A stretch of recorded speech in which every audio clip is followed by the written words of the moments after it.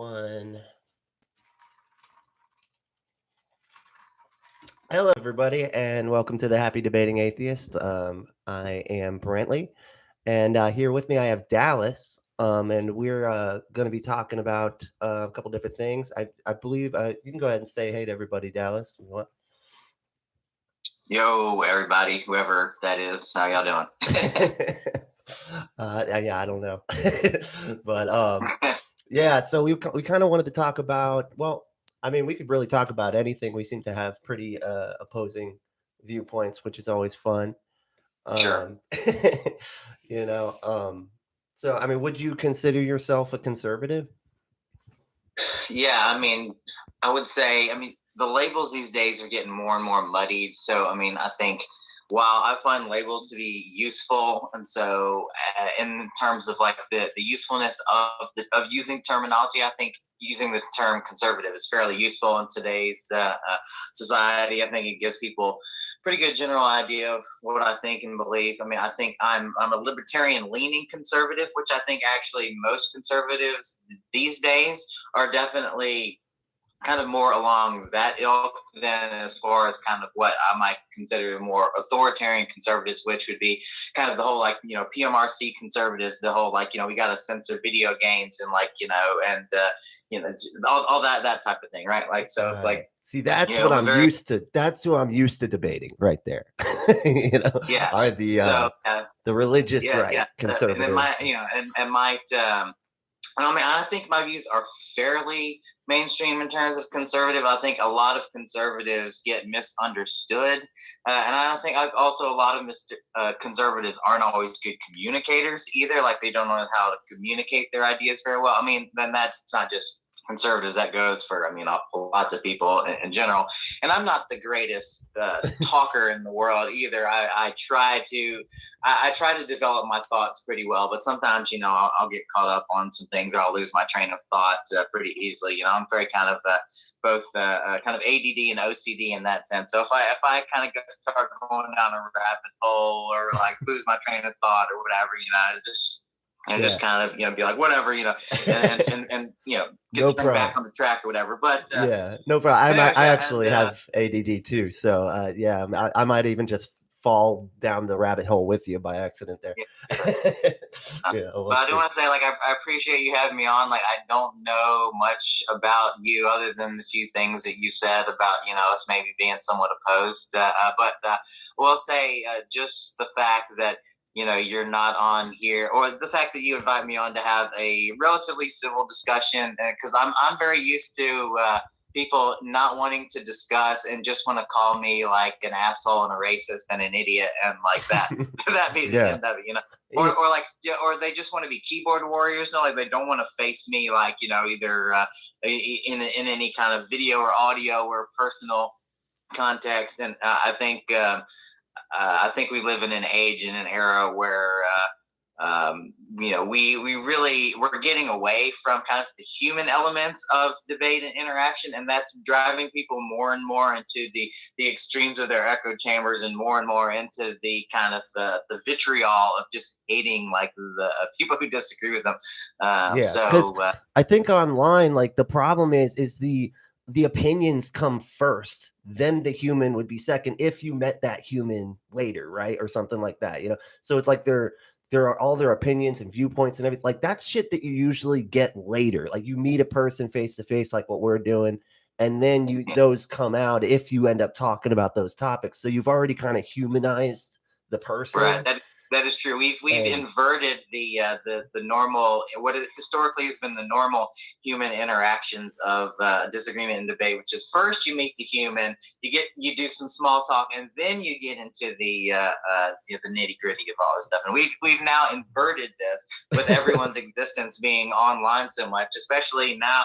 It's probably worse now more than ever. Now that you got, or at least the last year, it's been, it's like you got fewer and fewer people going out and interacting with other human beings in general. So it's like, you just dive deeper down that hole. And So I as much as I love to shit post and shit talk on the internet, like I realize that's not the greatest way to exchange ideas with people. No, yeah, especially, I get so many times that I'll like go down, I'll like wake up the next day after drinking quite a bit, and then I'll just like look at the phone and be like, have all these tags of like all this shit, and I'm like, what the fuck was I doing last night? Like I must have been like really drunk and angry or something, was taking it out on everybody, but so to break down, like just start like because here's the thing, like I'm definitely a progressive. I think I come at a progressive standpoint from more of like the cultural, just like trying to understand other people and try to understand like where they're coming from, listening to them and stuff like that.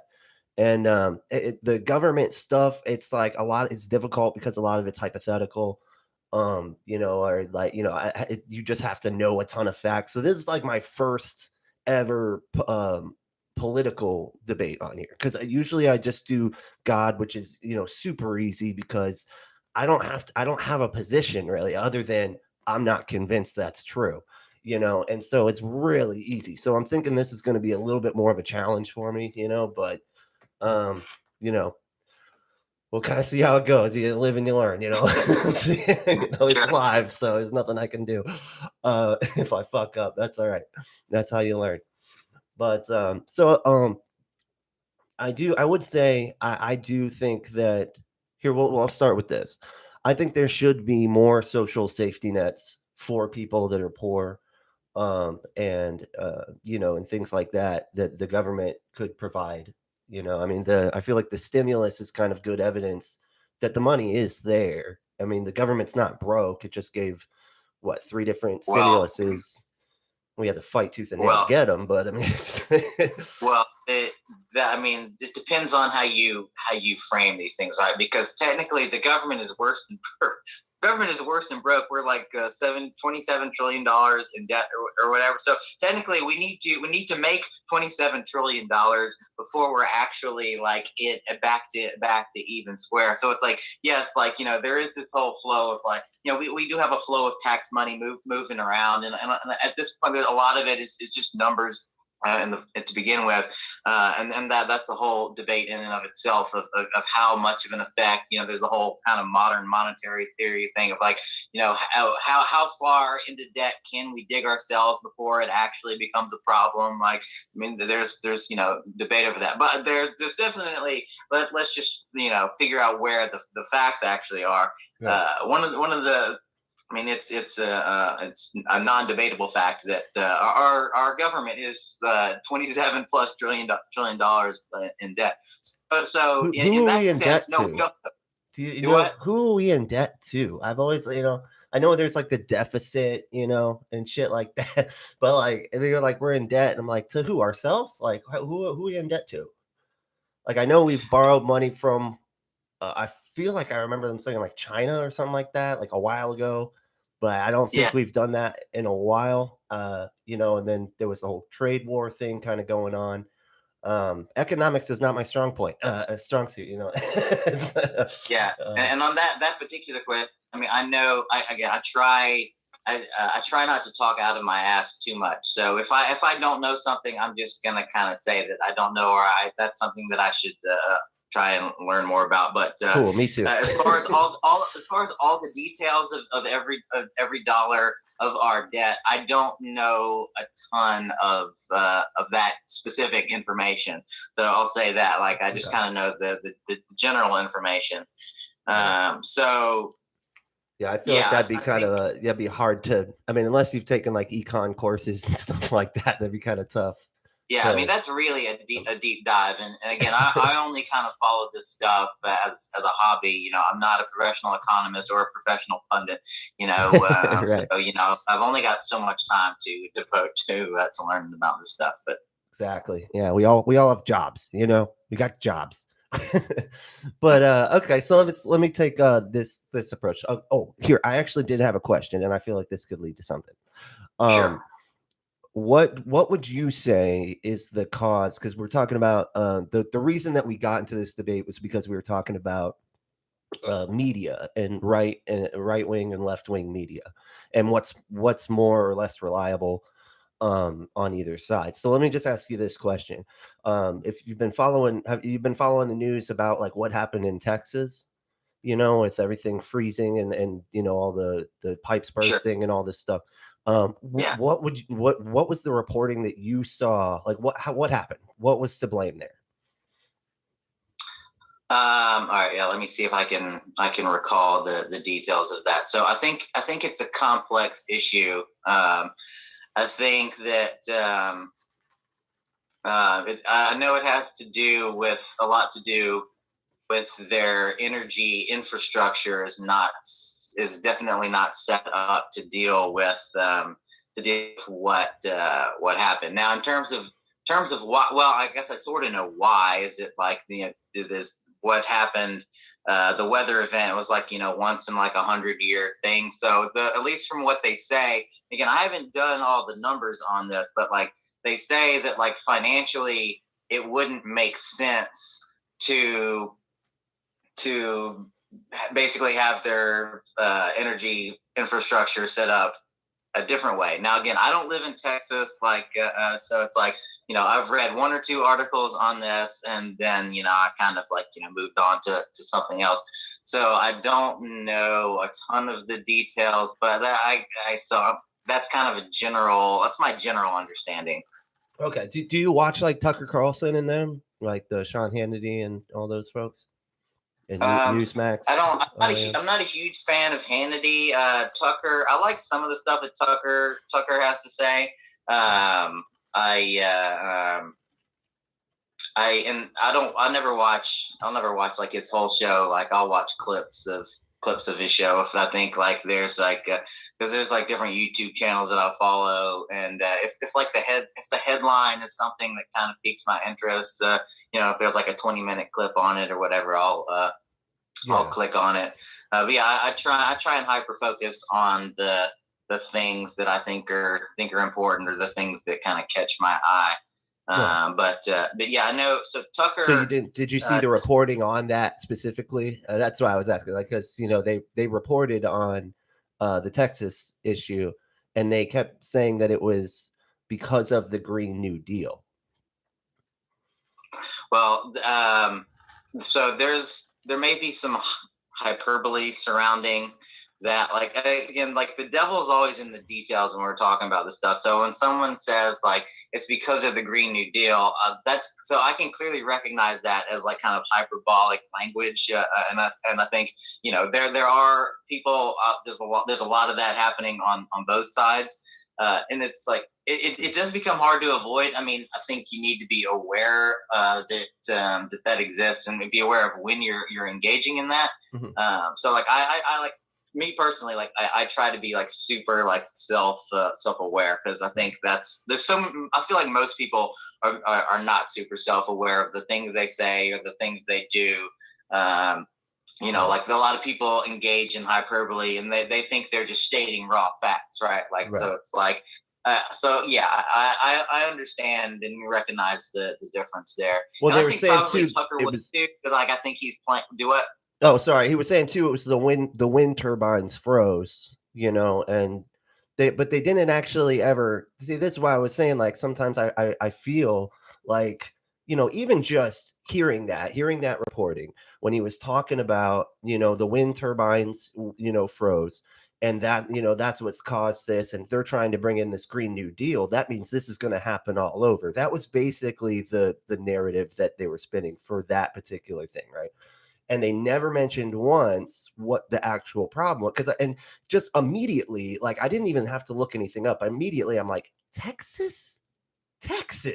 You're saying that Texas is the one is has gone green, and now it's causing Texas, like the oil tycoon fucking like national like spot, like that. They're the ones that I just straight from just not even having to look anything up at all. That's what I thought. And then of course, it comes out later. No, it's because they rolled back weatherization regulations. But of course, Fox News can't. How are you supposed to spin that? You can't. You got to just pull something out of your ass, to make a point and try to get your people afraid of the Green New Deal. So this is what that was my point, is that, it just seems like it's very, very fear based. And and I get that, like, the other side does it some too. Like I definitely see that a lot on the other side, but not to the extent that, things like Fox News do, like with that example specifically. Well, okay, so yeah, so if I had more info on this particular subject, I could maybe have a few more things to say. But yeah, like we didn't Yeah, particularly sorry. discuss See, that's why this politics is hard, because you'd have to know all this well, stuff. yeah, and I'm sure I'll bring up some stuff that you're Then either I'm like gonna be like, with. I don't But know. yeah, yeah, I mean, that's the way it goes. But no, I mean, I think in terms of media manipulation, both in terms of bias and really just in terms of just egregious outright dishonesty, I do think like the left leaning media, which is most of the media, quite frankly, does take the cake by far. And I'll try and give as many specific examples as I can think of. Okay. And I made a few notes on this, so I would kind of try and remember, because there's so many of them, right? So Yeah. I mean, we could go on for days, but I'll just kind of give some that I was able to think up here as I was kind of jotting some notes down. So okay, so we have. Sorry. So we really have two things to address here with the media. Like we have them basically representing their side more positively, and then the other side more negatively. There's the bias of that, which both sides do a lot of that, and then you have just the outright, just pure lies, or just bad and just shitty journalism as well. And then usually what happens is here's how it generally works. Usually there's one major news outlet that uses, so they're either using bad sources or they're just outright lying about something, and then so many of the rest of the media are just lazy, and I think because they're getting a reinforcement of their narrative, they just report what media outlet A had said, and they don't even really look into it. But anyways, like do you have any examples of that, like that specifically, what you were just can you I'm gonna try to make the best case possible here. It's my point here. So okay. So here's an example of just kind of the narrative framing, right? Like in terms of like, our side. Our side is the good side, and the other side is the bad side. So, we use the New York Times. Might be my first example. I've got numerous New York Times examples because I think the New York Times has gone way downhill in recent years. But so New York Times, so there was the recent thing, right, where like Joe Biden was like, walking up the steps of the Air Force One, and he kind of trips a few times there. And if you also remember during the Trump presidency, there was some little hoopla that people made over like Trump, like kind of like walking down this ramp or whatever, and like he was kind of like, I don't know if he was stumbling or just looking a little slow or whatever. But anyway, so let's just compare the way the New York Times or at least a specific these are, I think this is from the same writer. From the New York Times, it was reported that Joe Biden, this quote, President Biden doing 100% fine after falling off balance while boarding Air Force One. President Biden exited the plane when he arrived in Atlanta without an issue. So that's the way they talk about the Biden tripping on Air Force One. This is how they talked about the Trump thing, and again, these are direct quotes. Trump's haunting walk raises new health questions. The president also appeared to have trouble raising a glass of water to his mouth during a speech at West Point a day before he turned 74, the oldest a president has been in his first term. Like, so they're obviously they're trying to raise numerous questions. They're like, ooh, like he may have like health problems. Like he's old. Like Biden's older than Trump. They don't mention anything about Biden's. It's like Biden stumbles up Air Force One. Did they say anything about Biden being old or being like maybe his faculties like degrading? No, they did not. So I mean, so there's just an example of just kind of just kind of narrative framing. Yeah, and to be honest, dude, he is fucking old. And honestly, I was just like, when I saw him do that, I was like, look, he's trying so hard to pretend that he's not old. That, right. You know what I mean? Like, and he's like, I can prove it. And then he just falls down, like, and I'm just like, oh man, just be fucking normal, dude. Fuck everybody. Just fucking do the goddamn I don't care how you go upstairs and down and stuff, and I didn't care like how Trump went down the ramp. And so I just thought these things were so silly.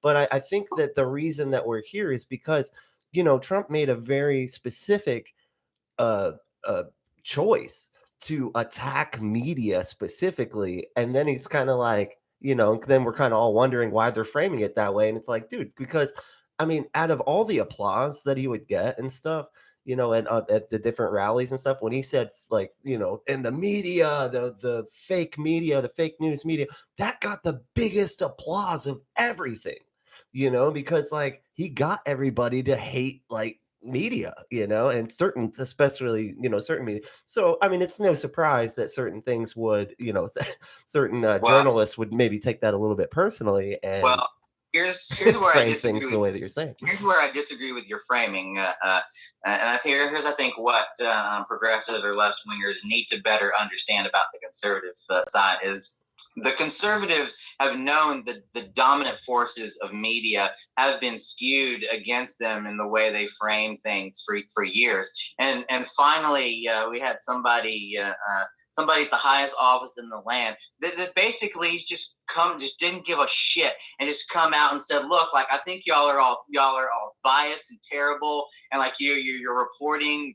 And you're reporting half the time. He used the term fake news, which again that's hyperbolic language. But everyone knew what he meant. Like and I hate it when people on the left try to frame things in a way that I think is inaccurate or dishonest. And I'll own anything that you want to throw at me from your angle about like right wing media framing things inaccurately or dishonest. But like one thing that I saw consistently that I thought was a dishonest framing was that they said like Trump was attacking like the freedom of the press. Bullshit. He's not attacking the freedom of the press. Like Trump didn't limit the freedom of the press. What he was doing is he was just calling them out. Whether you like that or whether you agree with it or not, that's essentially what he was doing there. Yeah. Okay. And I kind of hold on one sec, like real quick. I do want to read a couple of the comments. I got some comments coming up here, and I've kind of we've been talking and stuff, so I didn't want to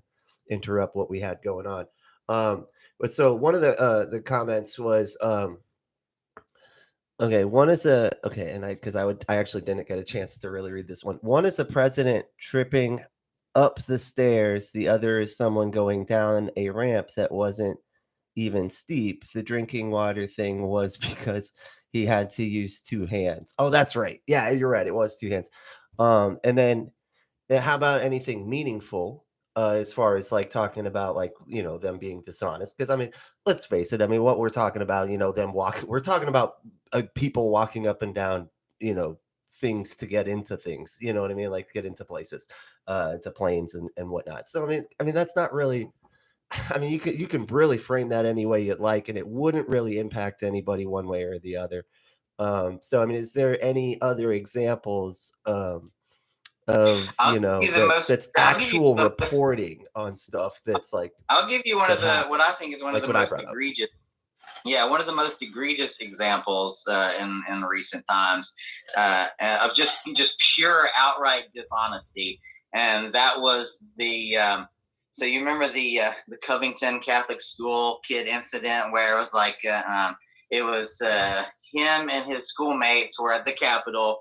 And so a lot of them had like on like MAGA hats, and then there was Nathan Phillips, which was the Native American guy banging the drum and in his face or whatever. I remember that. So, that was really weird that got as much attention as it did. Yeah. Well, first off, yeah. First off, let's just establish that like that shouldn't have been a news story at all to begin with. But that being said, just the way that incident was dishonestly reported, just it just blew my mind. Well, I don't know if it blew my mind because I don't know if it really surprised me much at that point. But I'll give you some specific quotes of certain media outlets again, mostly like relatively well-known media outlets, including ones like CNN.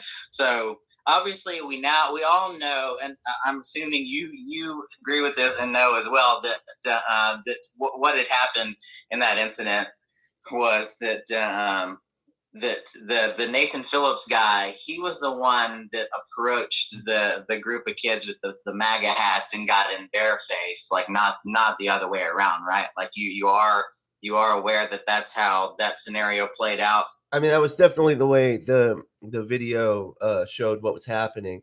I did see other stuff that was them clearly, they were being kids, I'm not gonna say that, but they were doing like, kind of making fun of the dance and stuff like that, and people around them were getting upset, and I think there was another person there besides that guy, and they were getting kind of into fights, and because apparently, with the, a lot of the Native American stuff, it's like the drum is supposed to be a sort of a peace thing. It's supposed to bring the peaceful spirits and stuff like that. And so he was actually trying to kind of calm everybody down. And it seemed, and you're like, the way the video looked, it looked weird because this kid was making this smug, weird face, at this Okay. guy, I and just it want you to just, be. I just want you to be aware of how much you're narrativizing what happened. Like it's you're at least interpreting it in terms of, and I'm not criticizing you in terms of necessarily being of absolutely right or wrong.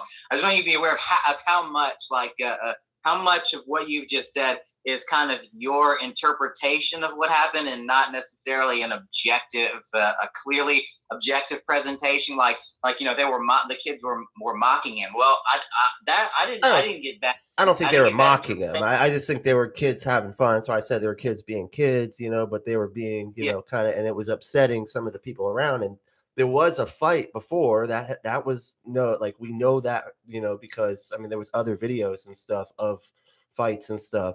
And then that he walked up and he said later, I'm only basing this off of what he said. He was like, the drum is to bring peace. That was what, he said, the Native Well, American guy. And I believe he also said that the kids were the one that got in his face. I don't want to say like I'm directly quoting oh him no, because I don't remember they direct didn't get quotes in from his what face. That's not true. Yeah. but I do remember that seeing interviews with that Nathan Phillips guy where he clearly dishonestly framed what was going on. But let me get back to just a few of these quotes here Yeah, sure. before we go off track. So this is what CNN.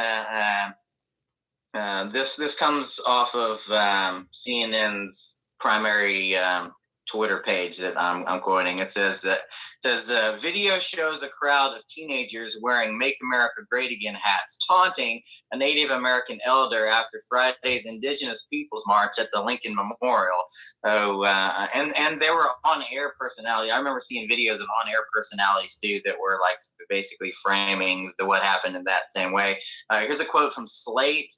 There's no mistake the core dynamics of the encounter. Sandman smugly grins in Philip's face and declines to step backwards. And he's backed by dozens of boisterous teens who are jeering and mocking the group of Native Americans. There's just a couple examples. Like I screenshotted a few more of these in my phone, but I can't find them. I have to. Yeah, I mean, and honestly, I mean, this isn't like misrepresenting why Texas, like, froze over, and telling them how to get. This is just a thing that happened that really everybody could just not know about, and it wouldn't matter. You know what I mean? Like, even if there nobody reported on this at all, it would not change anything.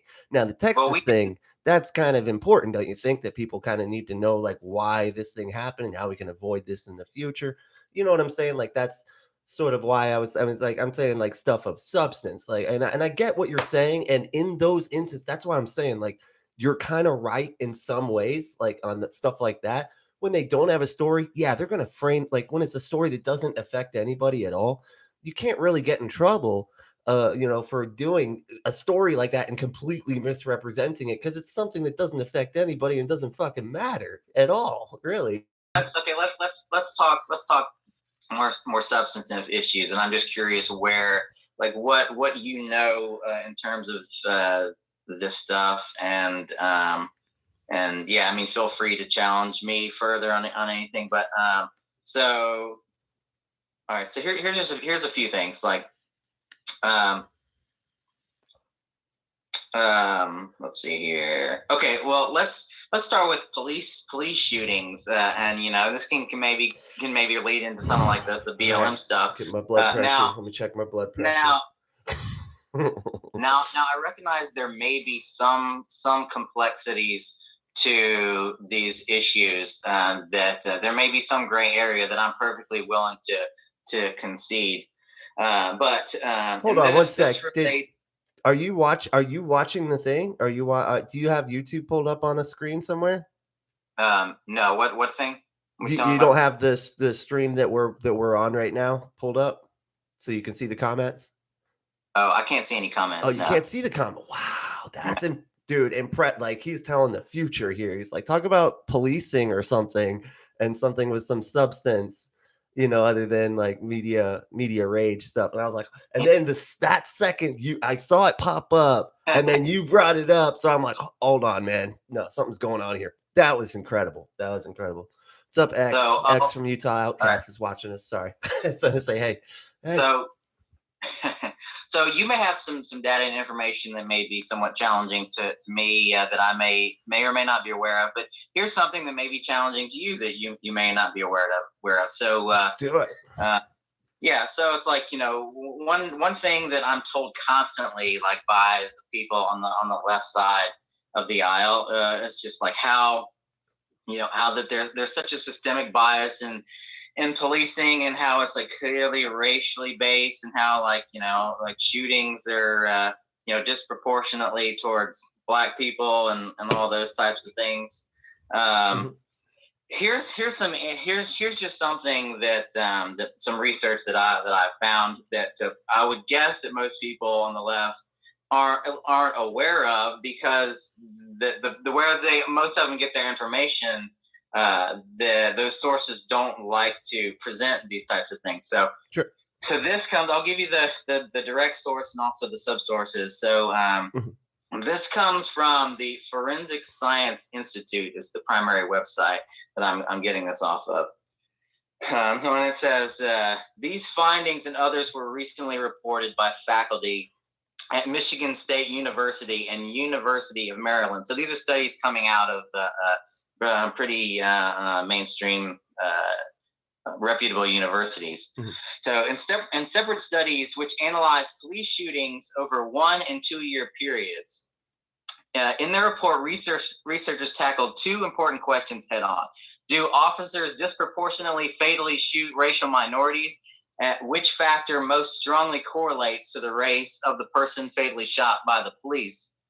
Their conclusions: there was no evidence of anti-Black or anti-Hispanic disparity in police shootings by white officers or any other officers. And then here's the details on the two studies. I'm sorry. Wait, go. Let's say that one more time. I'm sorry. I didn't hear that last part. I'm sorry. I don't mean to I'm not trying to throw you out. Like their conclusions: there was no evidence of anti-Black or anti-Hispanic disparity in police shootings by white officers or any other officers. And then the specifics of the studies. So there's the 1 year study and the 2 year study. The 1 year study, after reviewing 917 fatal police shootings from across the country, the largest database of its kind for any single 1 year study, and this was in 2015, just to give everyone all the info, researchers made several important observations. First, between 90 and 95% of civilians shot were attacking police or others. For purposes of the study, civilians were not considered as attacking the police unless they were armed or actively struggling. Merely advancing towards the officer, no matter how threatening, was not included in the definition of attack. So there's some info on the 1-year study. The 2-year study was after analyzing over 1,500 police shootings. The researchers concluded that after adjusting for crime, there is no evidence of systemic anti-Black disparities in overall fatal shootings. That's 1. 2, there's no evidence of systemic anti-Black disparities in fatal shootings of unarmed citizens. And then point 3, there's no evidence of systemic anti-Black disparities in fatal shootings involved misidentification of objects as weapons. And it goes on from there, but I'm disparity not going to like are we talking like because so I mean, is this based upon like, are we using population size as are they implementing that into their analysis, that the fact that population size, like, I mean, Black people only make up 14%, or 14 to 16 or 14 to 17% of the population, yet they make up 70%, or going on 70.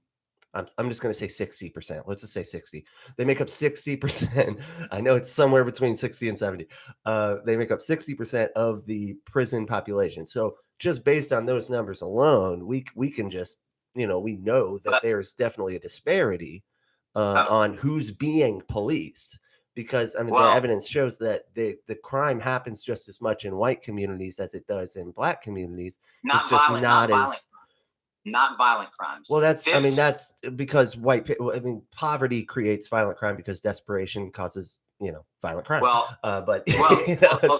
Poverty doesn't create violent crime. Poverty may exacerbate violent crime, which makes people desperate.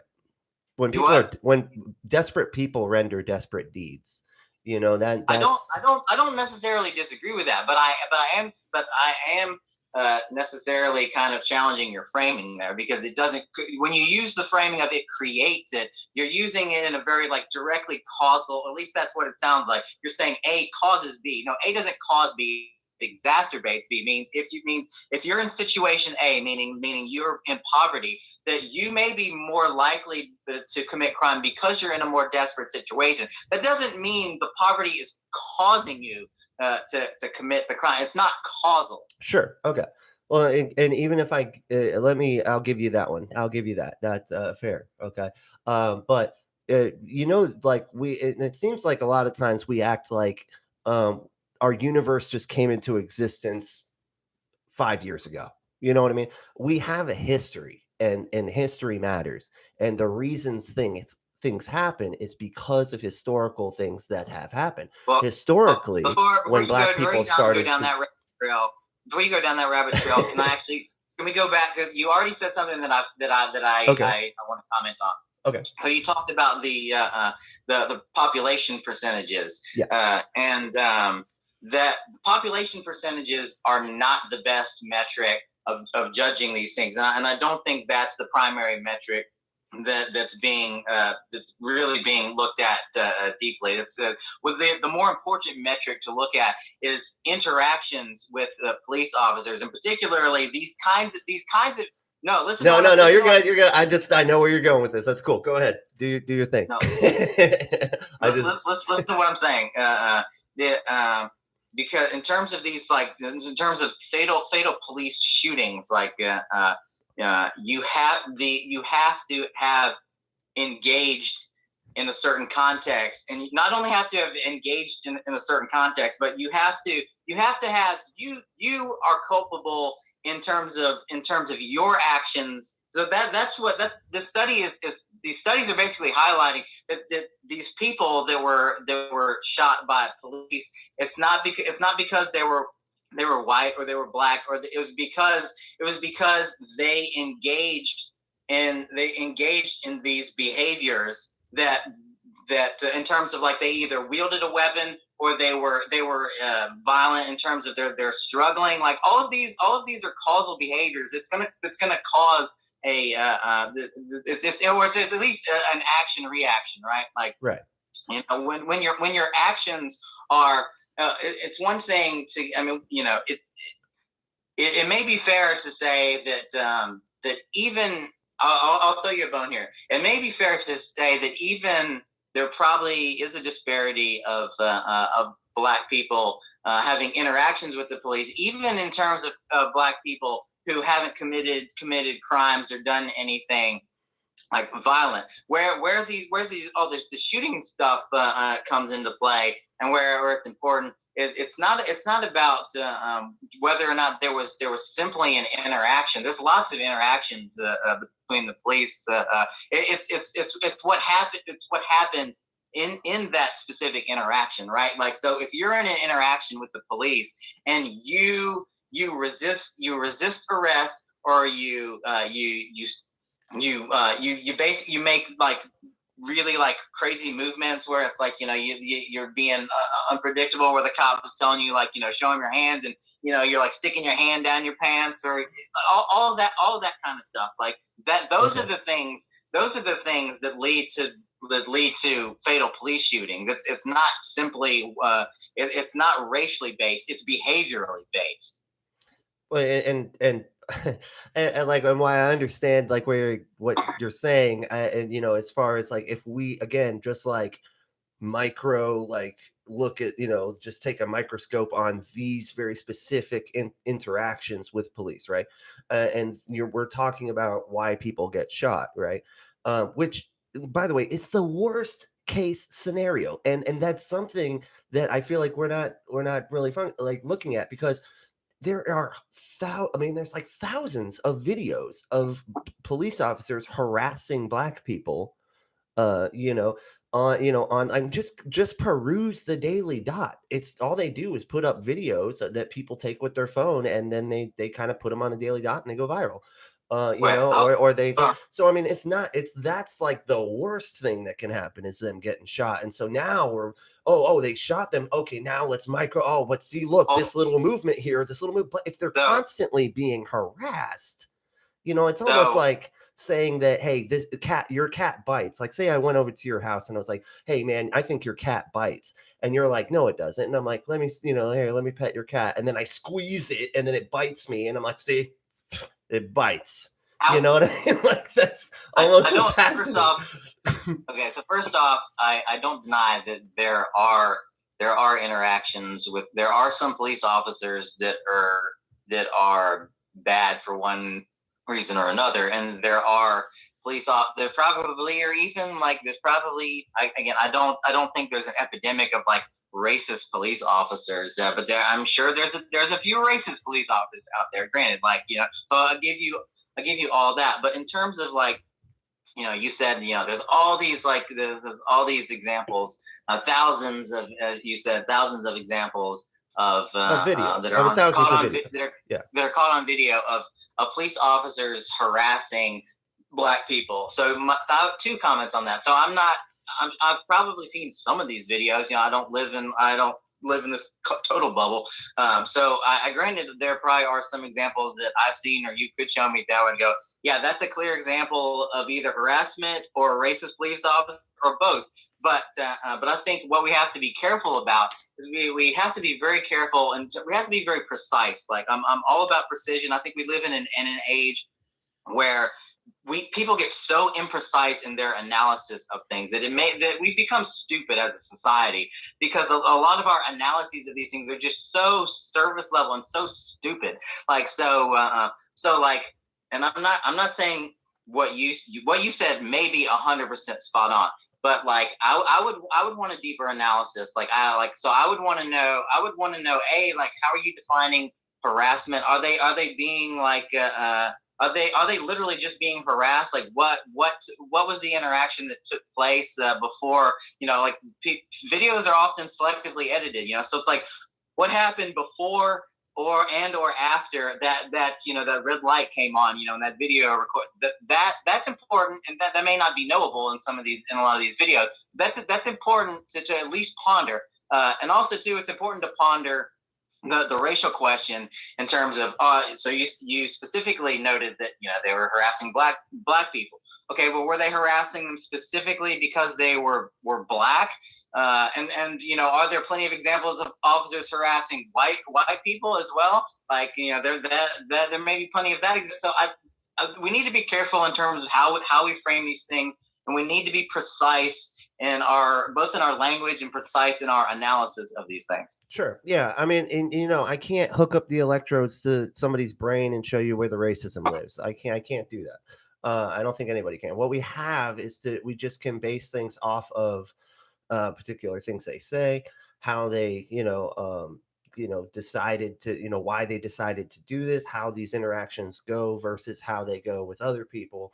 I mean, and I think it's tough, but it's like, and I get that because it's all about the motive, right? We're all like, oh, it's the motive, but there's certain actions that we can look at and go, hey, that was definitely because they were black, or that they were racist because of that, or whatever, But keep in mind that people, there are, and I can tell you straight up, I know several people that have been arrested for just resisting arrest, which makes no sense.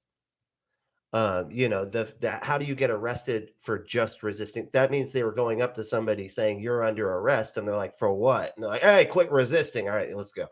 Like what? That doesn't even make any sense. Like, how do you? But they can get away with it with certain members of society because they pretty much know by just looking at them, or just the town that they're in, that they don't really have any legal recourse, that they're not going to be able to fight back, and so they feel like they can get away with some of this stuff, and we see it all the time.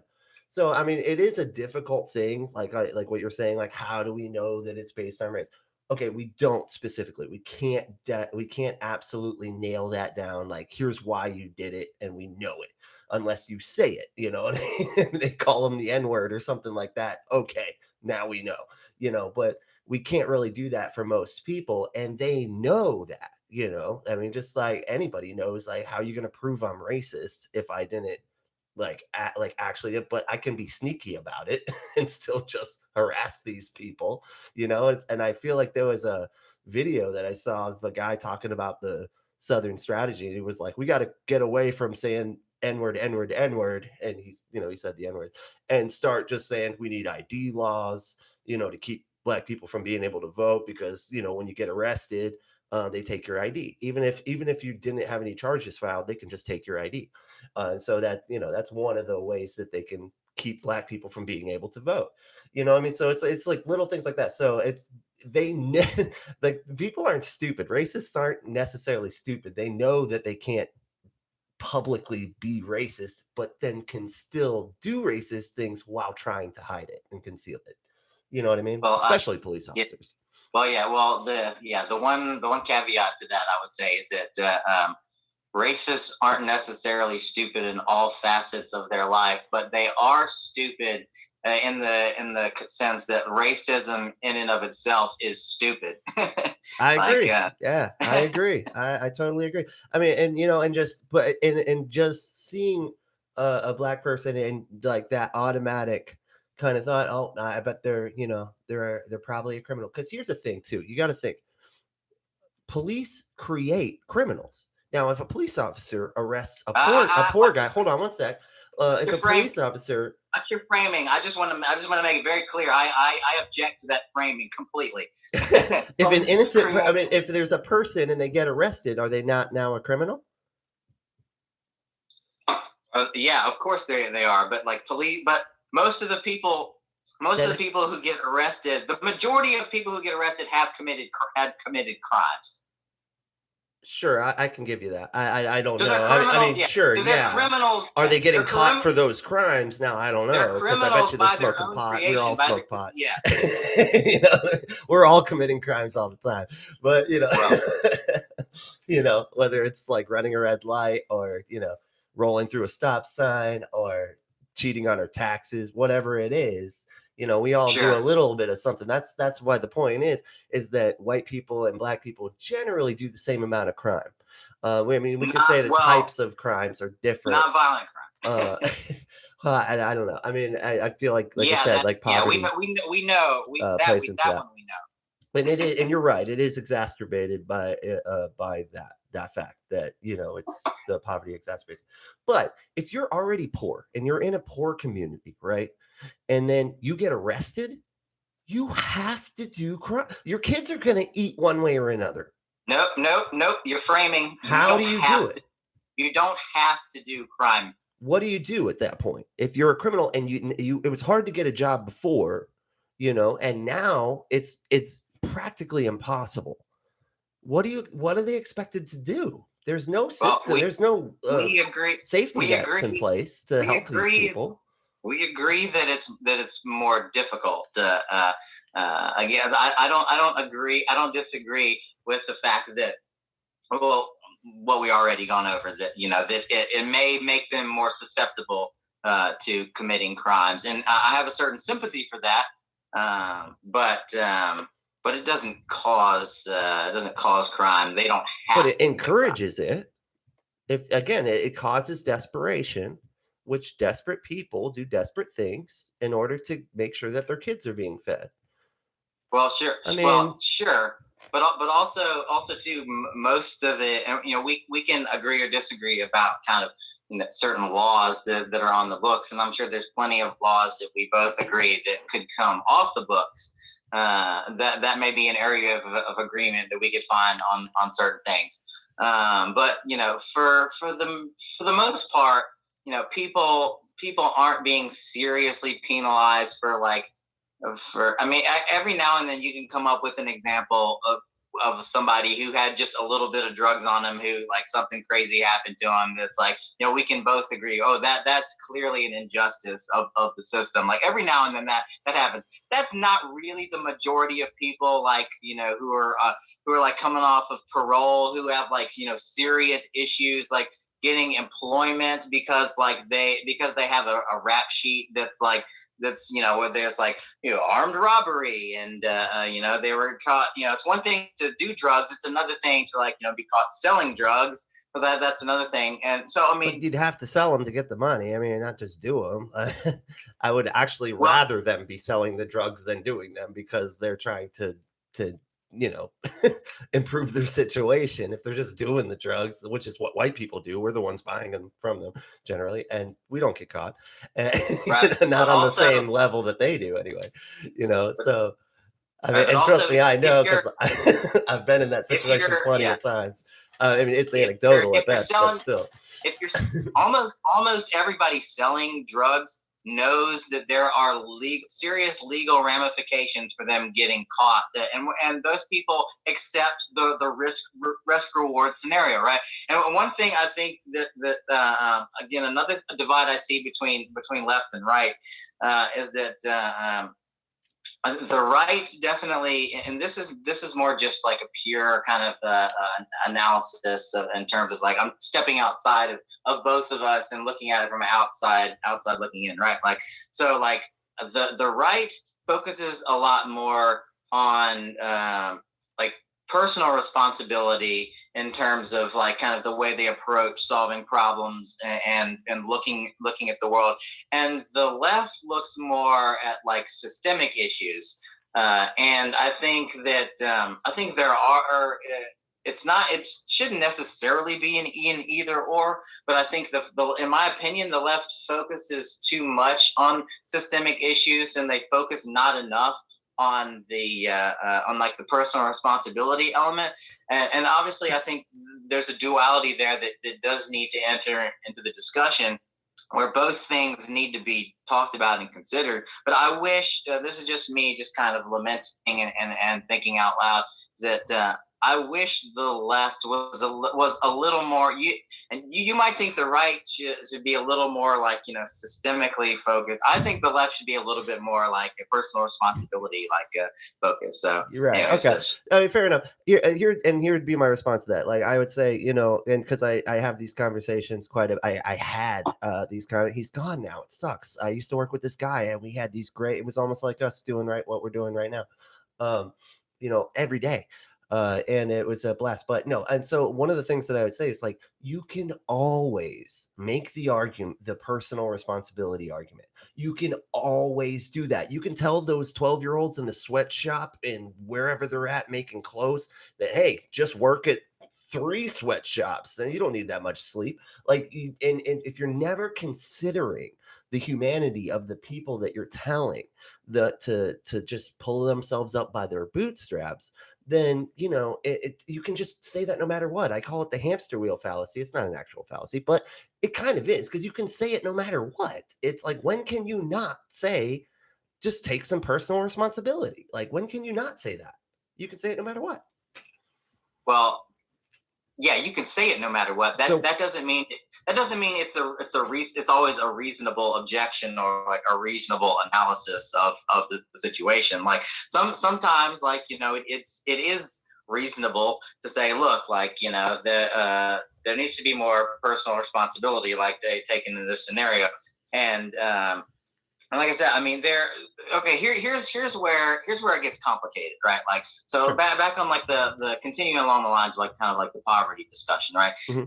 Poverty is a complicated like problem, like in terms of like, like how how people get into. Well, I mean, there are simplifications and complications, right? Like, so Mhm. there are simple ways to in a society like America in today to analyze the top reasons how people get into poverty and the top reasons how people can get out. But it's still a complicated problem, right? Like, so it's like, because like you can't just say some buzzwords, or like, or sign a few pieces of legislation and expect that to solve these problems. Like, at the end of the day, I mean, again, we can talk, legislation and government and all that stuff and what their role is in this, and some we may agree and some we may not. But at the end of the day, you cannot solve poverty through legislation and government. You can there are things you can do that might be able to help it along, but like, But we've propped up our 1% like so much. We keep giving them everything they want in exchange for what poor people need. And well, that's the want versus the need. The rich people want, the poor people need, and we don't care well, about what the poor people need. We care about what the well. rich people just want, because they feel like it, Let because they me like their let me number and their bank account to just be a little bigger. It's the number at that point. It doesn't even matter. let me ask you this: like, I find a lot of people on the left believe in kind of the fixed pie fallacy in terms of the economy. Like, what do you know? Do you know what I mean when I say that?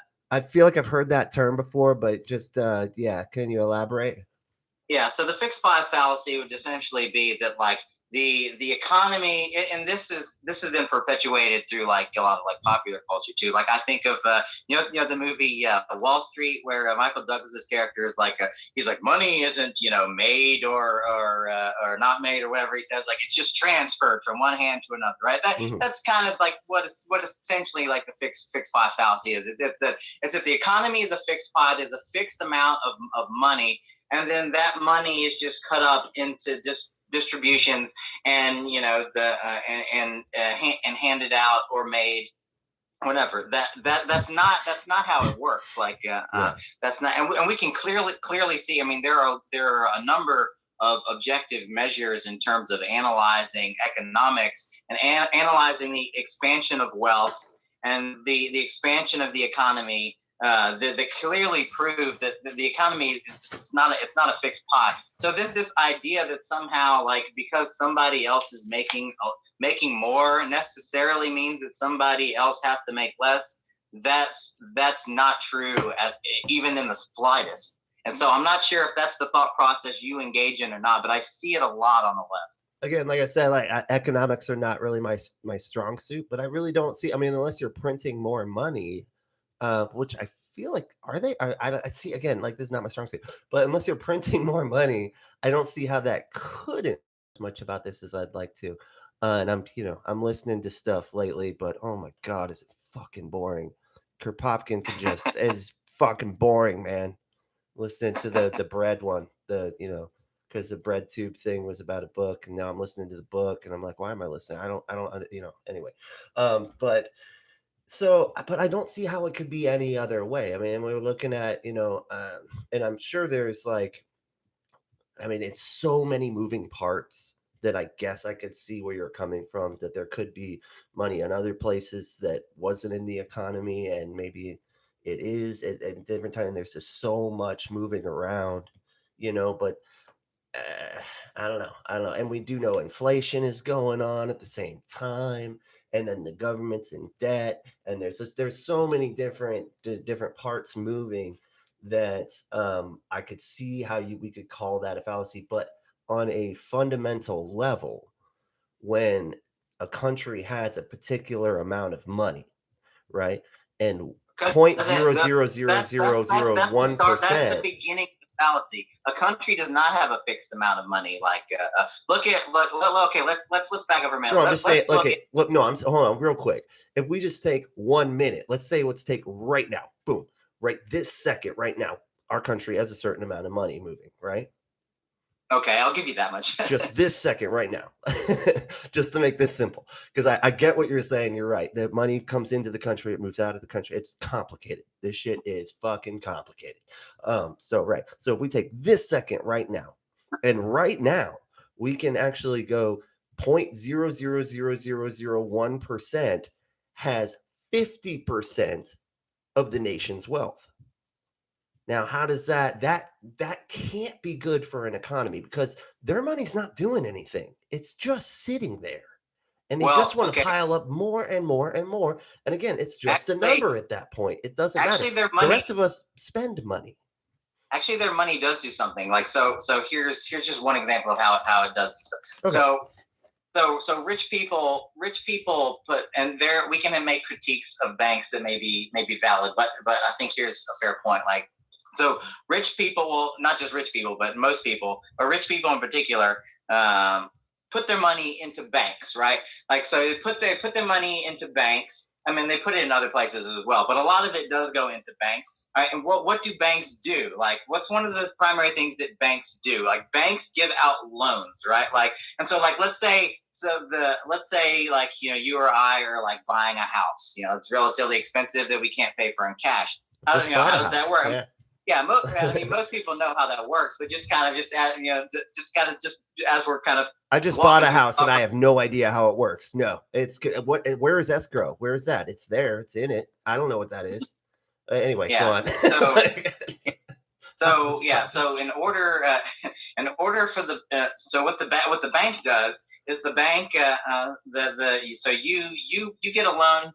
You get a loan with the bank, and so what the bank does, it goes to the person that's selling the house, and the bank writes a check in full to the person that's selling the house, and then they indebt you, and then you to the bank for the rest of that amount, right? So in order for the bank to be able to do that, they have to have an excess of cash to be able to pay out the seller, and then to allow the buyer to over time pay the bank back. That's part of that. That's a little bit of an oversimplification, but I think that's kind of a fair analysis of kind of how these things work. If the bank, so rich people's money is working through the system by allowing us poorer people to take out loans, and the bank to be able to afford to have the cash to dish out to pay the seller, and then allow us to be indebted to the bank. So. Right. And when I was talking about owning 50% of the wealth, I was talking about their personal wealth, not like the money that's actually that they have invested in stuff that's actually doing things. But even then, it's stocks. You know what I mean? And that's not really. It doesn't actually. A lot of times, it doesn't do anything. It's just, a stock is very limited. Like if I were to buy a freaking I don't know, a guitar. If I were to buy a guitar, that means that would move the economy, because people had to build the guitar. They had to pay, the store, the store that sells the guitar would get it. There would be all these things, that would generate money, because money moving is good for the economy, right? But a lot of times these billionaires just stick money into accounts and just leave them there. And we're totally fine saying, hey, It's a meritocracy, bro. They earned it, and so they can just pile up all the money they want, then say that, hey, we should just be working harder at the bottom. And no, I'm not going to pay extra taxes so that you can have social safety nets for those people that we were just talking about getting arrested and having something to be able to pay to feed their kids while they get back on their feet. Most of us have some sort of privilege, some sort of family that will take us in and stuff like that, and a lot of times people of color and other people that of just poor people, poor white people too, don't. And it's like we're just like, yeah, well, they deserve it, and that's weird. I feel like that's weird. So, like in terms of the safety net stuff, like I'm not completely opposed. I don't think most conservatives think that like some degree of like a little bit of a safety net is good. Like is good, especially. I mean, let's take the indisputable case of things like where you have somebody who is literally either physically or intellectually incapable of working, whether they've been in some type of accident or whether their IQ is like so low where like they have like 70, like they got like a Forrest Gump IQ. Even I mean, that's a bad example because in the movie Forrest Gump he became like a billionaire or whatever. But like I know. That's highly unlikely. Yeah, That's, but you know.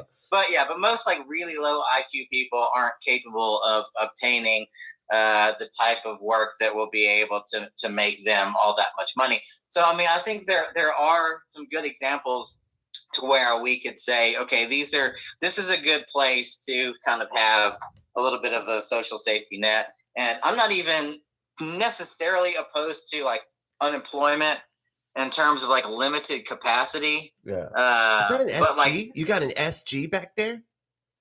Nice. Yeah, I'm gonna see my. Sorry, I didn't mean to interrupt, but you only showed it for a second, so I was like, yeah, that. And then let's see here. I got the Paul Reed Smith there, and then I got the Les Paul over here. Got the little hanging hooks on the wall and everything. That's pretty cool. Here's the Les Paul. Anyways, shit, I'm digging. I'm sorry, I didn't mean to distract. Keep going. I'm sorry. That's just fucking awesome. I'm a musician too. I love it. I have like almost that exact same. It's a darker color red wood, the standard that I have, the SG standard, but that's awesome. Anyway, I'm sorry. Continue. That was. Yeah.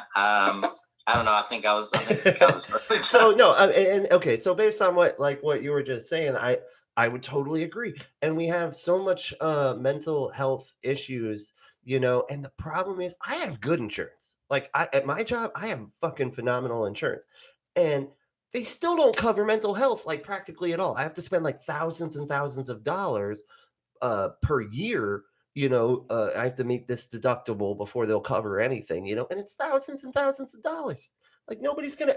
It ends up rolling over to the next year because I hadn't spent them, so I'm just paying 100% of everything when it comes to mental health because of the deductibles. It's bullshit, Yeah, and it's like, why can't we have like some health? Like, if you need your mental health in order to get a job, and you need a job to get the mental health care that you have because you need insurance from your job, isn't that just a cyclical problem? Like that just is.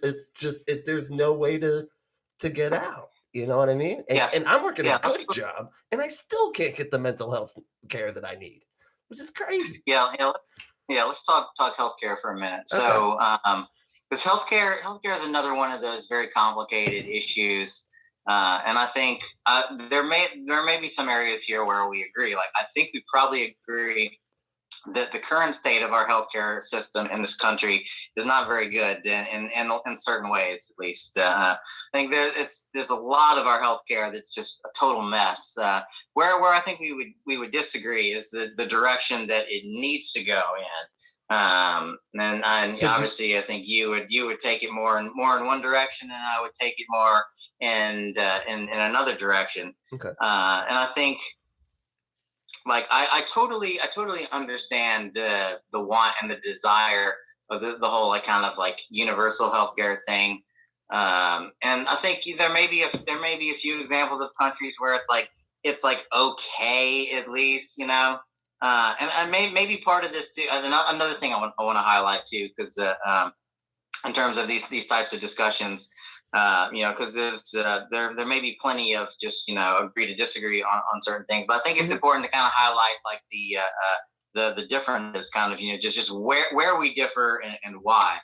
And I think like one of the areas that we differ on, probably on the healthcare thing, is like we probably like differ on the problem and the solution. And I think we also have a difference of like there's like a hierarchy of values that exists both on the left and the right, and in between too. I mean, I don't want to paint politics as always necessarily being a binary.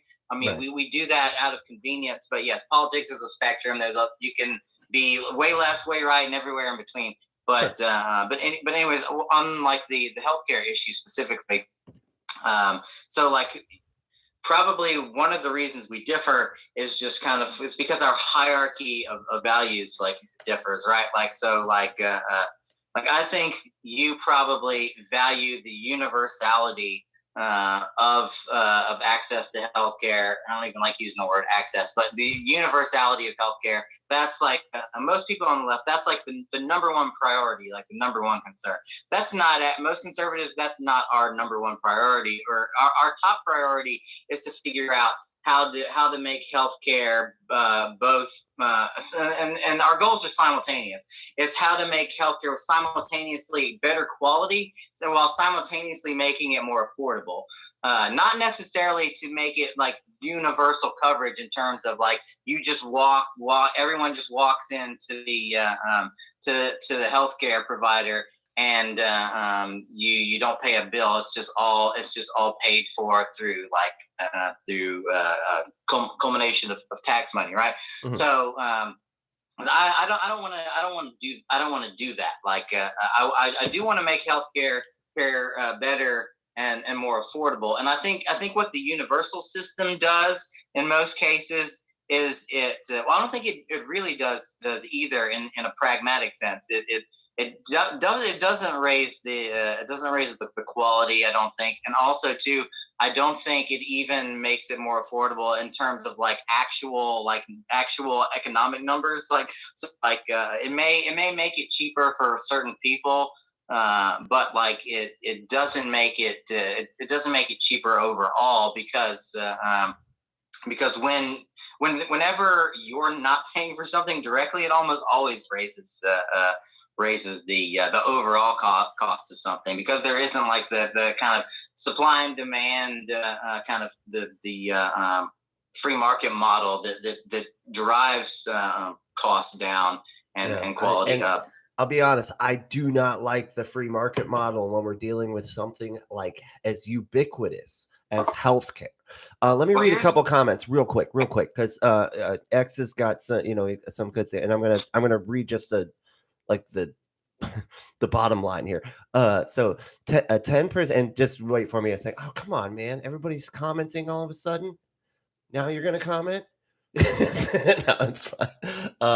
Damn it! It was a 10% increase of taxes to pay for my health care is the same as a $400 a month premium that you'd have to pay.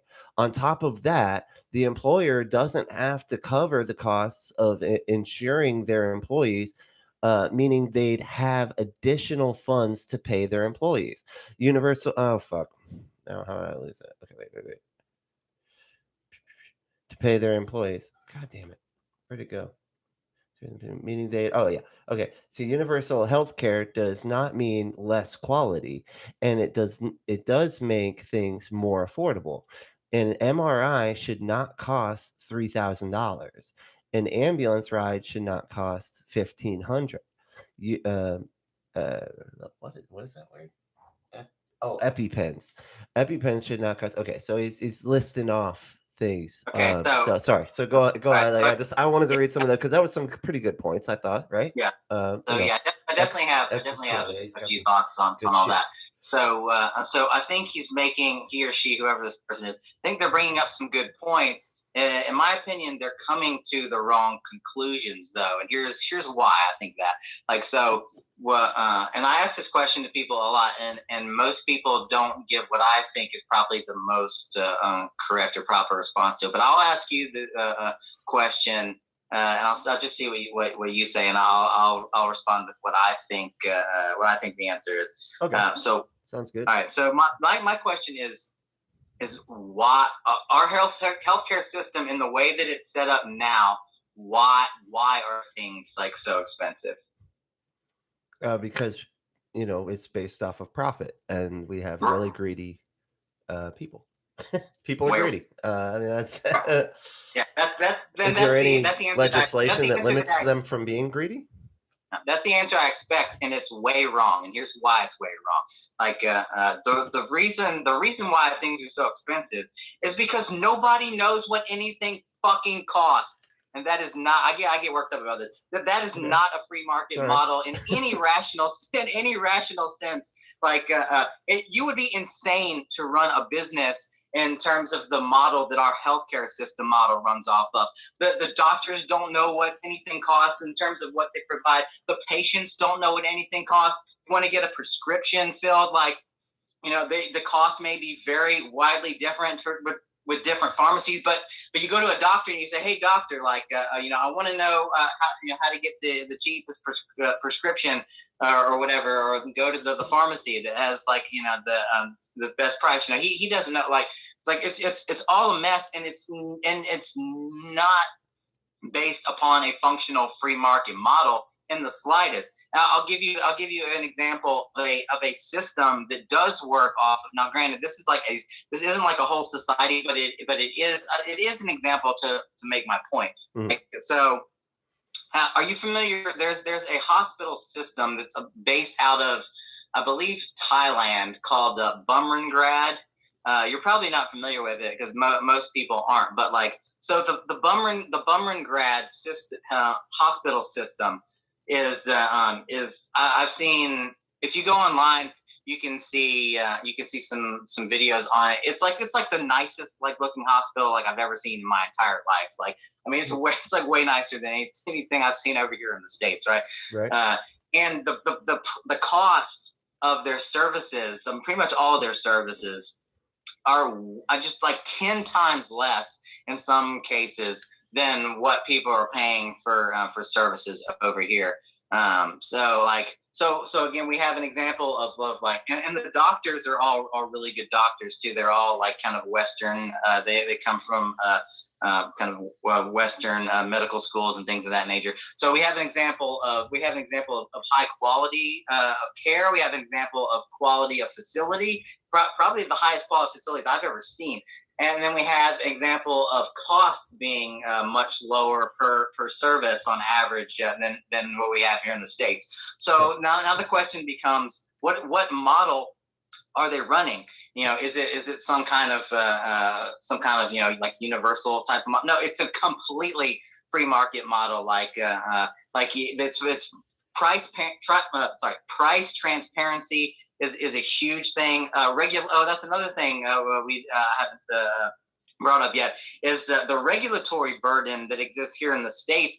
The same regulatory burden in terms of the red tape the same level doesn't exist over in Thailand and certain other places, which is one of the reasons why they're able to drive their costs down, right? Right. So do they give everybody care? Like a homeless person has a heart attack, will they take care of that homeless person?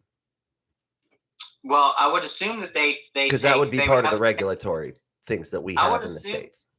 Well, first off, when I say regulatory stuff, I'm mainly talking about stuff. I mean, that's what drives costs up. That's all I'm saying. If you don't have a single payer system, that's what drives costs up. So I'm just wondering, in Thailand, I don't know much about Thailand, to be completely honest. But if it's super nice, but they're still just not treating people that don't have money, then that makes a lot of sense. You know what I'm saying? Because you have to treat everybody because of regulation, right? Well, when I'm talking about the regulatory burden, no, I'm not sure.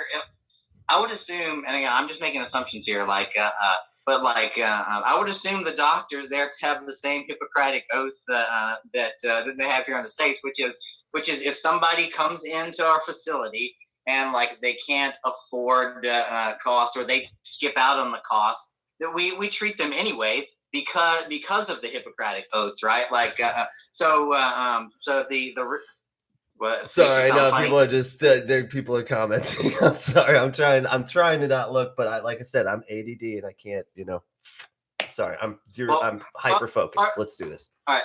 So yeah, so just a couple more things. Like there's a couple more thoughts on this. Like so, I think one is to clearly point out kind of the hierarchy here that exists, is that the left, it seems like the left wing hierarchy number one priority is just the universality thing, right? Like everyone, like and everyone technically gets treated here in the States too, like but because like I said, like at a particular level, and then once you get over, once you have something that's a lot more that costs a lot more, then you actually do have to pay. Like there's certain, they have to make sure to just do the basic stuff on everybody, right? But once you get like, hey, I gotta have certain surgery or something, okay, well then now you have to have money, otherwise you can't get that surgery, right? Well, part of that I mean, that's yes and no, like type of thing, right? Like there are examples of that, like, but the whole sorry, I'm losing my train of thought. No, that's all right. Yeah, that's probably me. No, like no, I'm back on track. Like so, like that the insurance system is another thing that actually drives up costs. And I'm not saying there shouldn't be any insurance, or you shouldn't be allowed to purchase insurance. But what I am saying is that, I mean, let's just think about this. Like rationally, because people get so emotional into these things. They don't always think too deeply in it, right? Like so, like insurance. And the fact that the way insurance functions is actually one of the reasons that drives up the cost, right? Because the insurance providers, they're a third party affiliate in this whole exchange, right? Like if you if you wanted to if you wanted to pay less, or definitely have costs be driven down, you cut out the insurance. Like the insurance person is basically a middleman between you and the doctor, right? Like so you're paying for somebody. Certainly somebody is paying that middleman. In hospital. On a capitalist level, like, I mean, if we're talking about capitalism here, it's fucking capitalist genius. Honestly, it's a fucking company that does nothing. They do nothing. They want you to not use it. You want to not use it, and yet you're paying for it every month. It's fucking genius, but it's also evil at the same time. Well, I wouldn't go that far. But I think whoever came up with insurance, period, was kudos to that guy, because holy shit, that was that's it's like paying for something you don't want to have to pay. I don't know. I'm just saying. Well, insurance obviously is super useful especially in the context of like really expensive procedures, right? Like, and again, we need to figure out how to drive actual costs down. And I'm not just talking about cost to the consumer. I'm talking about actual cost, right? And there's a difference there. Like, so like the cost of the equipment and stuff like that. You mean like? Well, yeah, and cost of doctors and facilities. And all that costs money. Like so it's like but anyway, it's like so we want to figure out how to drive actual costs down too, and ideally we want to figure out how to do this without driving up the debt burden. At least this is a conservative concern. How do we simultaneously do these things? How do we simultaneously drive down cost of healthcare without also driving up the burden of the debt, like of the national debt, and I mean eventually you raise taxes.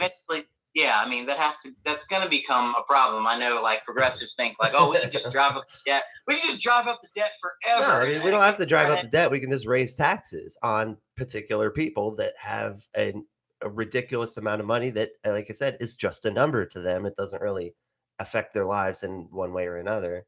You could raise taxes on the 1%, 100%, and it still wouldn't pay for some of these proposed plans that people like Sanders have put out in terms of some of the healthcare stuff. So you'd have to demonstrate that that's true, man. I'm sorry, I gotta stop. That's one you'd have to cut. You guys like, dude, no, the money's there. The money is there. We're the wealthiest country on the planet. We, and because of this, and it's all in 1% of our country. So no, what you said is completely wrong, and it's completely naive. What part? Well, I don't. We'll have another discussion, and I'll have the statistics and data, like kind of. Well, I mean, this is kind of the crux, man. This is the crux of the thing, man. Is like if we raise taxes, will we have enough money for healthcare?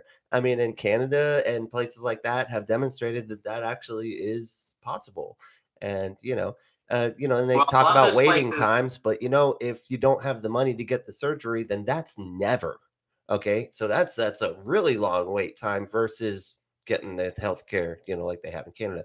We actually have a guy in the chat that is from Canada, and he was saying it works, fine here. Certain things it's based upon, how extreme the problem is, right? What it is that you need done. If you got a stubbed toe, okay, you might have to wait a minute. But if you have breathing problems, okay, you're right in there, just like you would be here, and that's why I always say that I'm having breathing problems when I go to the hospital. Like, hey man, yeah, I can't breathe. Give me a treatment. I need a treatment. And they're like, okay, give you a treatment. And then I'm like, okay, yeah, I also got this other thing, man.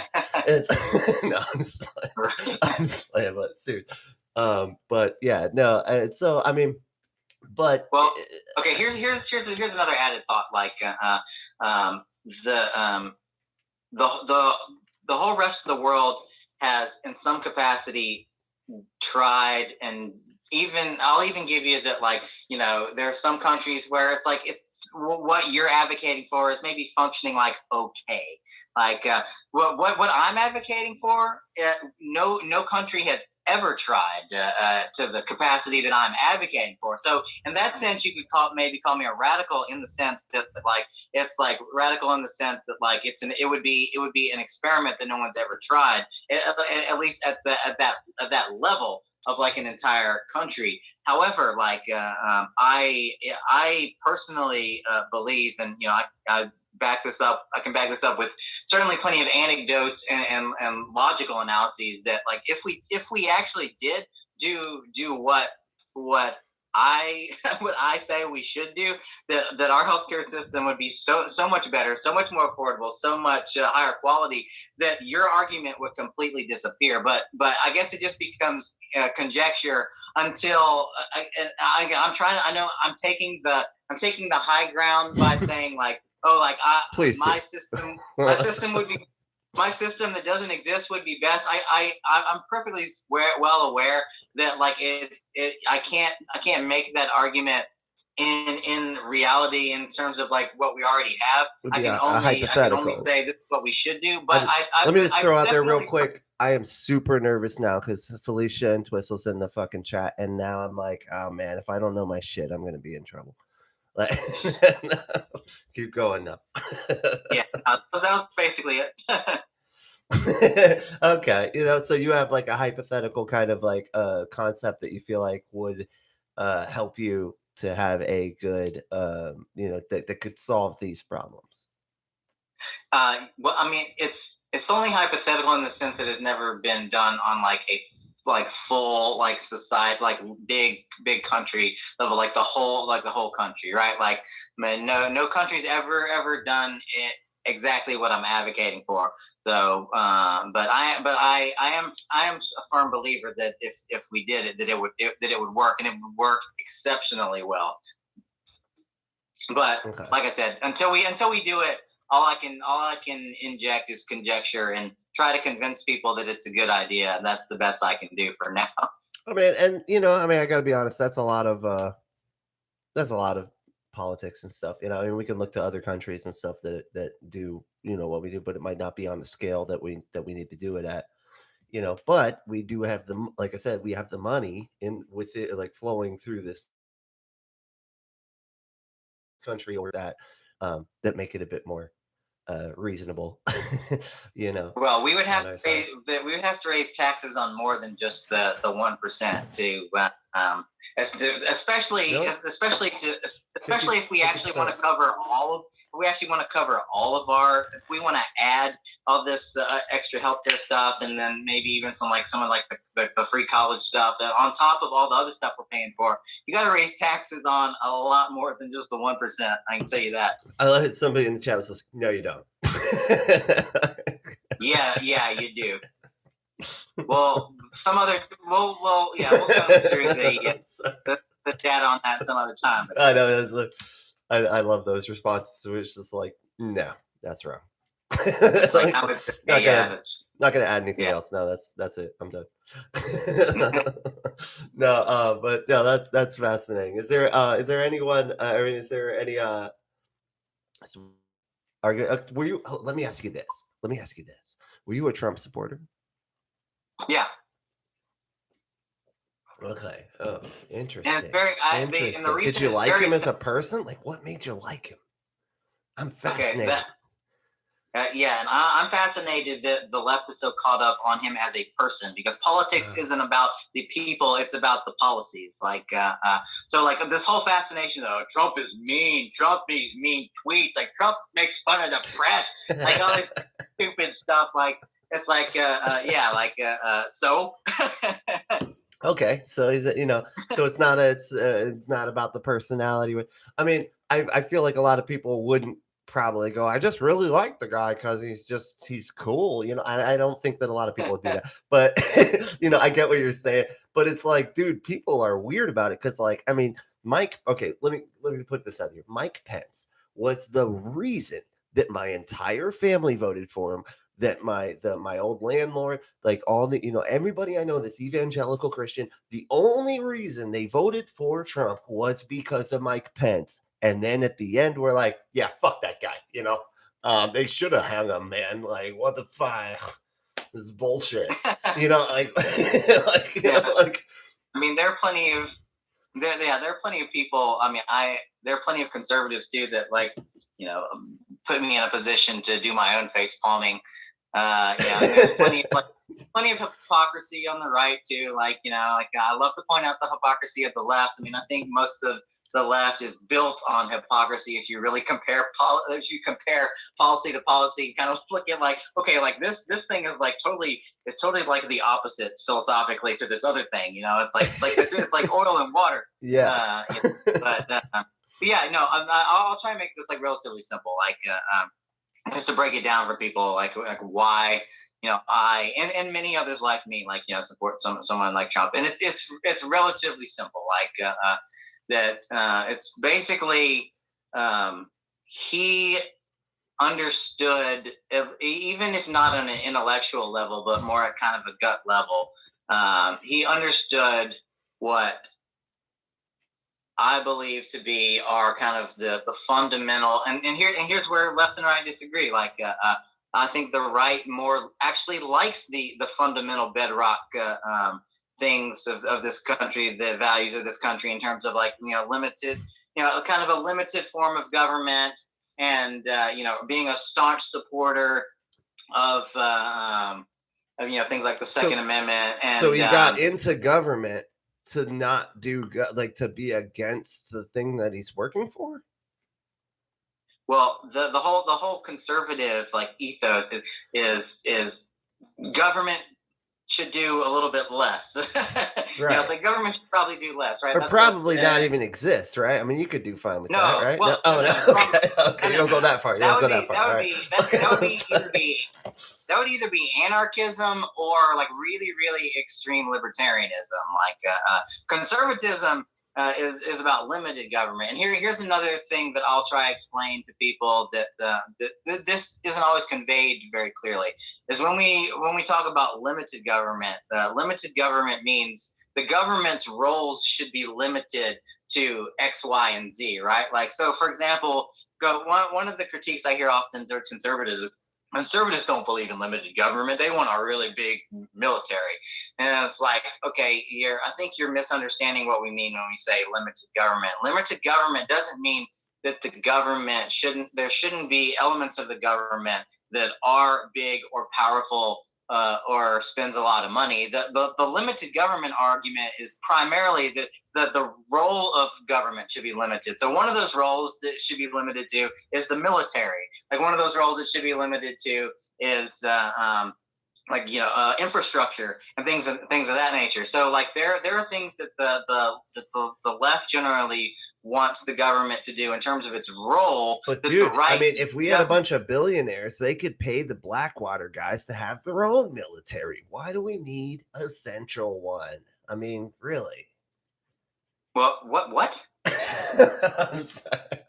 I was just trying to. I was hoping to lead you along there. No, no, it's. I'm just saying. So it's which role. So it depends upon like what kind of government like roles that they're playing.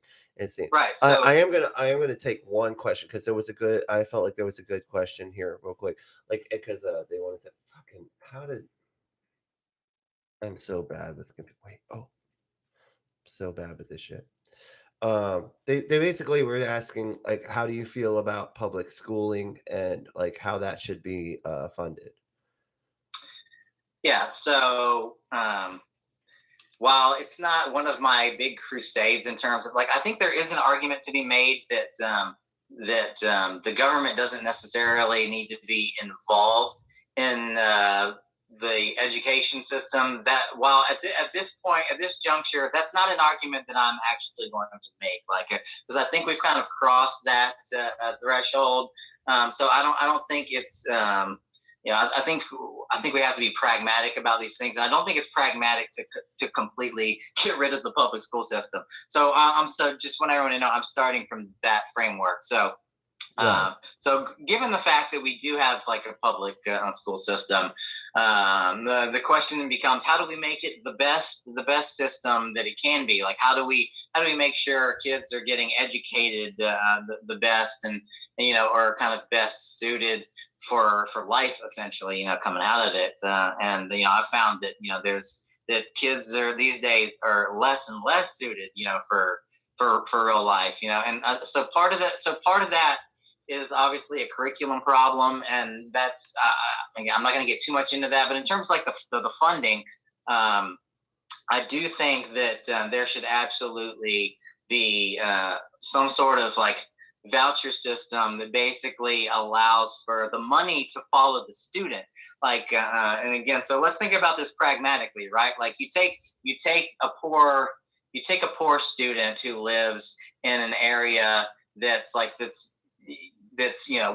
we've pumped so much money into schools. If you look at the charts of how much money we pumped into the school system from the 60s until now, I mean the chart just goes up like a rocket, right? Like so, like, and a lot of people aren't even aware of this. Like they think, oh, we're defunding schools. Oh, if you actually look at like the charts of like of funding, and this includes with inflation for those who are curious. So we've pumped more and more money into the school system, but then when you actually look at the statistics of student you look at like student participation and certain things, and you look at their scores, like SAT scores, like reading ability, like I mean, all of this stuff is flatlined, right? So, I mean, when we can look at these statistics and we can objectively say, okay, the issue clearly isn't more funding because we have the statistics that show the funding's gone way up, and then like the results have flatlined. So I think one of the best ways we could fix things is, like I said, have the money follow the student. That's going to do two things. Like that's going to allow poor students to get out of areas with bad schools, like or just areas with bad schools in general. Like forget like just being poor. I mean, obviously, you're more likely to have bad schools in poor areas. Only because they base the school funding off of the property taxes from like the vicinity that they're in. That's how we fund schools is based on property taxes. So you can be across Central Avenue, and once you get into the South Side, and of course that's the cutoff line, of the funding of the and everybody basically just decided that all the schools across that, uh, across Central Avenue are, they're just worth less, even though they're the exact same houses made out of the exact same things, but it used to be a red line district. And so, uh, that's why it's, those schools aren't being funded properly, because a bunch of people basically just decided that those houses are worth less money. And so now the schools are shitty.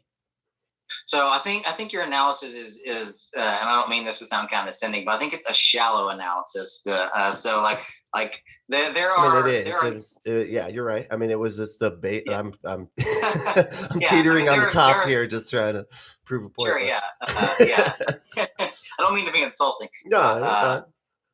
yeah, but no, like I mean, there are numerous. Well, first off, like funding has gone up for the poor schools, the poorer areas, as schools in the poorer areas, just as it's gone up on incline with the richer areas, and yet we still see like a similar thing in terms of the actual results. So that's something to consider. Wait, Also, too, say like that again. What? Wait, we still see the same results? Wait, say that again. yeah, Wait, so for based on what? Like schools where? schools schools across the board like have in the last 30 years have received the funding has gone up. And this is true for pretty much all schools, like all public schools, right? So like so if we could if here's what I'm saying about kind of having a deeper analysis, like if the root of the problem really was funding, then we would see a correlation between schools getting more money and kids having better results. But that's not what we see. We don't see that. Well, like we can clearly look at both things. We can clearly see what the statistics say in terms of like the results, the students' results, in terms of the outcomes, and then we can clearly see like where the funding has gone up. So clearly, the funding is not the primary issue. So now that if we can establish that, then we have to ask the more important question: what is the primary issue? Like I'll tell how you, I actually work for the school board, and I'll tell you right now, the issue is that, and here's what happens, and why it's the most human thing, and I get it, but like what happens is the white parents on the white side of town, and you gotta imagine, like, this is a whole district, right? And it includes schools from multiple areas of town that get particular funding from their particular area based on the property taxes, right? So here's what happens: is these well-to-do white families, generally. I mean, I'm not saying they're all white. There's some other people that have money, but okay. So what they do is they hover over their kids, right? And so what they end up doing is they basically you got all these parents and stuff that are like so involved, and then they kind of they're in the PTA. They got this massive PTA system and everything, and it's like they're there constantly. The parents are involved in that school, in white schools, right?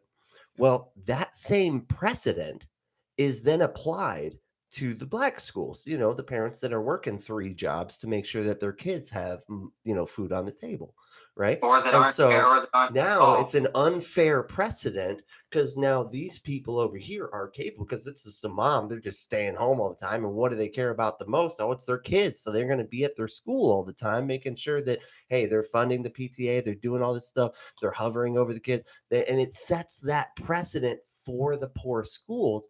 And now these schools are like, holy shit, we can't keep up with this kind of precedent. Like, these parents are like, I can't fucking be that involved. Why can't the school just like teach my kid shit in order to like, them to know things and stuff? And it's like, it sets this unfair precedent from one place to another.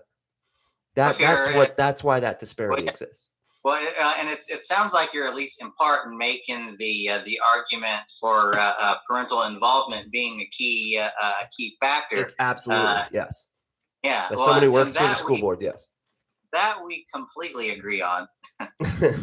Yeah, because I mean, and it's just unfair. Like, I mean, I just I feel terrible for the people that that have to go for have to feel, and they're made to feel badly because they can't show up to every PTA meeting and do all this stuff and be super involved in their kids' schooling and everything, because that's sort of required on the white side of town, which includes a bunch of people that are fine with that and are capable of it.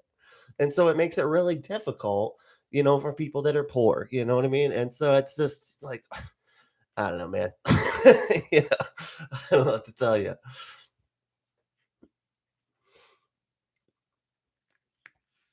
Silence. I know we've gone kind of a long time. I was actually 1:30 was sort of going to be my cut time here. Yeah, How you we how can you feeling? wrap it up, but well, we can come back with some. We can address some other things some other time. I'd be happy to come back. I'd love to have you back, man. Honestly, this was quite pleasant. Which I'm a kind of surprised because we the conversations online again. Like I feel like the when we're on the computer, it's just different. I don't know. There's a different Oh dynamic. yeah, We're he not dehumanized as people. human. Like I don't know. We don't see each other as human or something. I don't know what it is, No, I but mean that's pretty much exactly what it is. I feel right. Like it's got to be right. So, man, thank you so much for coming on. It was a good time. I think we hashed out some good stuff here, and we did it in a light, chill way, Sure. yeah, and I think we I don't know if we changed any minds. Like I mean I don't know, but I didn't change my mind. But I'm glad that I got to hear your side of it. So, but yeah, thanks again, man. Seriously appreciate it. Do you have anything you want to Absolutely. plug? I saw you were playing guitar and stuff. Do you have anything you want to plug? Yeah, I mean, I do. So I'll plug a couple things. One that's political, one that's not. So I'll plug my little book here, How to Win Every Debate as a Conservative, and you can best really the. I mean, I've got it on a couple places, but the best thing to do would be just to reach out to my socials directly. My name's Dallas Duff, and I'm on. Obviously everything from Facebook to Twitter, all that. So you can find me and reach out to me. But the book is just it's a light read. It's kind of meant to be kind of a coffee table bathroom book. It's not like super wonky. Like I actually think there's way too many like wonky books and not enough that just kind of go through You wrote that issues. book? You wrote it? Yeah, Holy shit. yeah, Okay, cool. Wow, I had no idea. That's impressive. Wow, yeah. that's awesome. Thanks. But so I mean, it's just kind of a simple breakdown of kind of a lot of the primary issues and kind of the basic arguments, the kind of conservative arguments for some of these things, at least kind of in a basic sense. Like I said, it's really meant for kind of the political layman, the person that just kind of wants to just kind of understand, like kind of what is the conservative think and how do they respond to a lot of kind of the left wing talking points that are out there? So anyways, I wrote it for that purpose. And then I got like kind of the music stuff. So my primary project that I'm working with right now is and again, like don't judge the rest of these people based upon any dislike for me because they have nothing to do with my political stuff. I don't even know what all of them think about. So I work with this country girl group called the Highway Women, not to be confused with the High Women. But they we we got I love we got both of that. That's great. Highway Women and the yeah High Women. I would listen to yeah. both of them.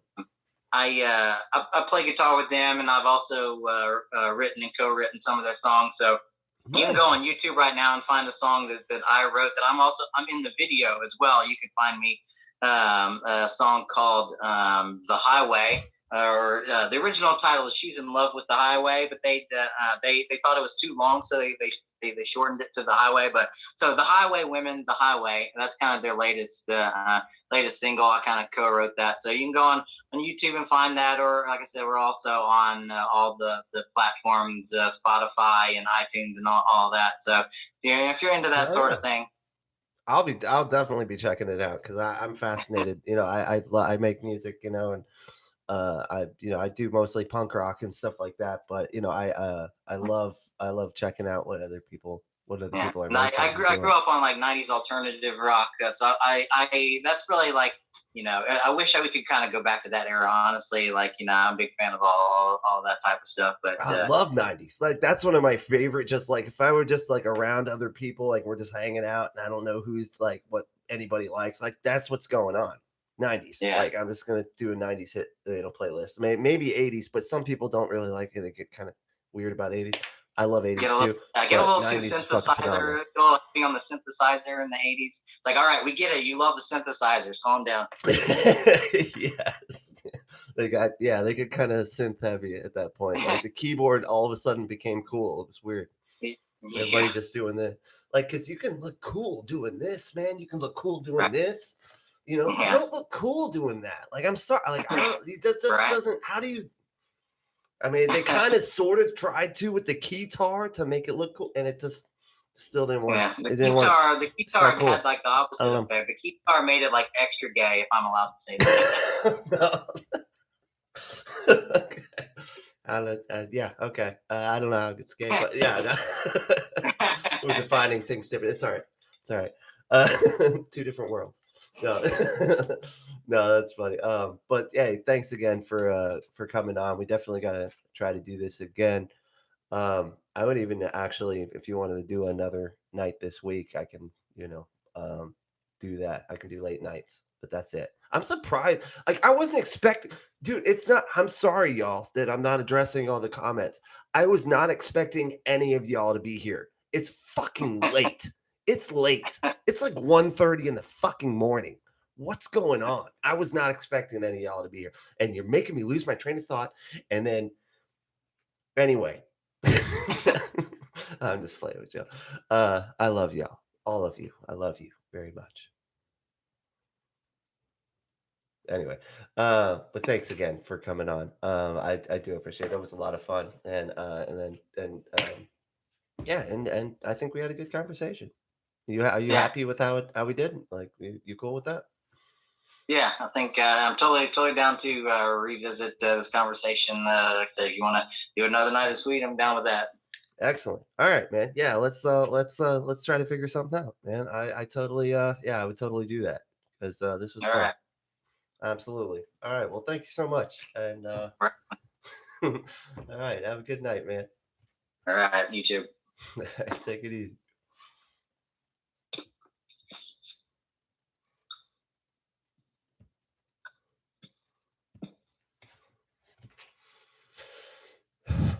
That was great. All right. I'm so sorry, y'all. I couldn't. I was trying to.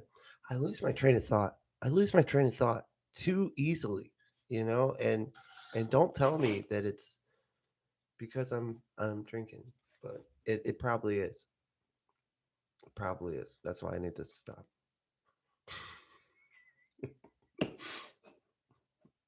Yeah, he really did. I mean, he had nothing. Like Utah said, he had nothing. I agree. And he said the shotgun thing about the. I was just like, don't make me laugh right now, man. That's not cool.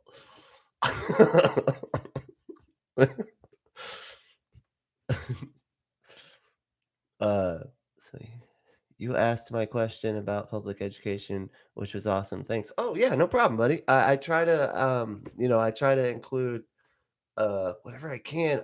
Maybe I should make like a section for asking questions, right? Like I feel like that could be a thing, that would be helpful. Maybe like we just be like, okay, now and maybe see then I'd have to write down all the questions that I want to ask. No, we need to like have a section where y'all know that's the time to like ask questions. You can make comments the whole time, but like questions and maybe have like a special thing. Be like, oh hey, this is a question or something. I don't know. Figuring it out. I'm new to all this, so it's I'm trying to figure out how to do it. I need X to kind of school me so that I can have picture in picture so you guys can see him too. That would be helpful.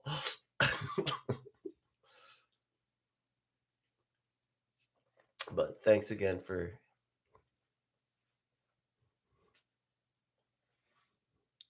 that did help. That really did help. Honestly, that made my eyes like shoot over, um, and kind of made it seem like it's more important for whatever reason. I was like, oh, I'm just reading my own title of the stream I got, but it did kind of help. Maybe we could make that the um the thing that you do to make sure that we answer the questions. I do need to like figure out how to scroll it. Oh my god. I'm just a fucking idiot. That's all. No, it's all good. I apparently all you got to do is my bad. You just gotta scroll up and down like with the mouse. I'm like looking for a bar on the side because of course I'm in the middle of a debate, so I'm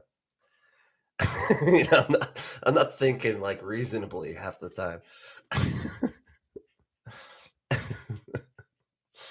But thank you guys for watching. I really wasn't expecting any at all to be here, so I really do appreciate that. And a lot of the things that you said like helped me kind of make my responses, so that was really helpful, and I really appreciate it.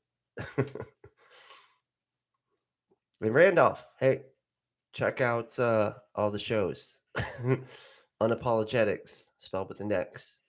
Uh, Left at the Valley, spelled like left at the valley, and uh, and this one. So that's my three shows. Check them out.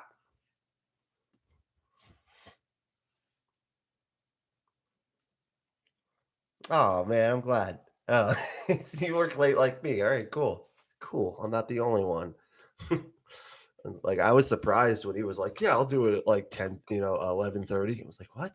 You really? Okay, really?"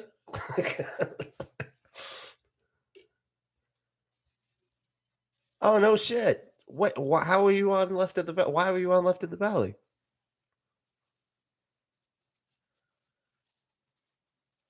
No shit. That's so cool. Yeah, dude. I love them so much. They're fucking great people, right? We all need more late night folks, or us late night folks need more late night folks. That's just that's what it is. I don't know if I mean if the way the video is saved. I hope that y'all can see these comments. I don't know because otherwise it's gonna seem really weird. Oh, you Canadian atheists. Holy shit, that's fucking awesome. Yeah. Were you part of the process of like getting them to be nominated for like the best atheist podcast or the best atheist Canadian podcast? I'm sorry.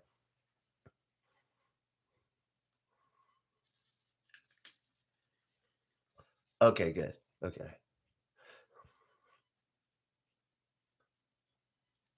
Oh, good. Thank God. All right, because this would be so fucking awkward. Like I'm just like talking to nobody. I'm fucking psycho over here.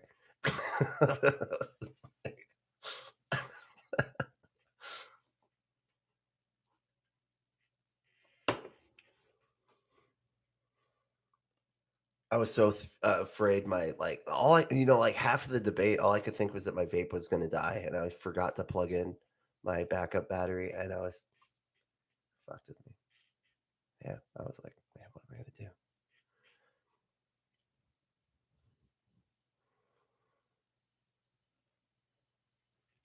So you say I definitely recommend Left at the Valley, but I wasn't aware that they are trying for that accolade you mentioned. Oh, okay. No, yeah, they were. It's like Canadianatheist.com or something like that, and they got number one Canadian atheist podcast. They were voted the best by that podcast by that one. But when you said Canadian, like I'm in charge of Canadian atheists, something. I'm just that was just where my mind went. So, and Left of the Valley, which is super cool. But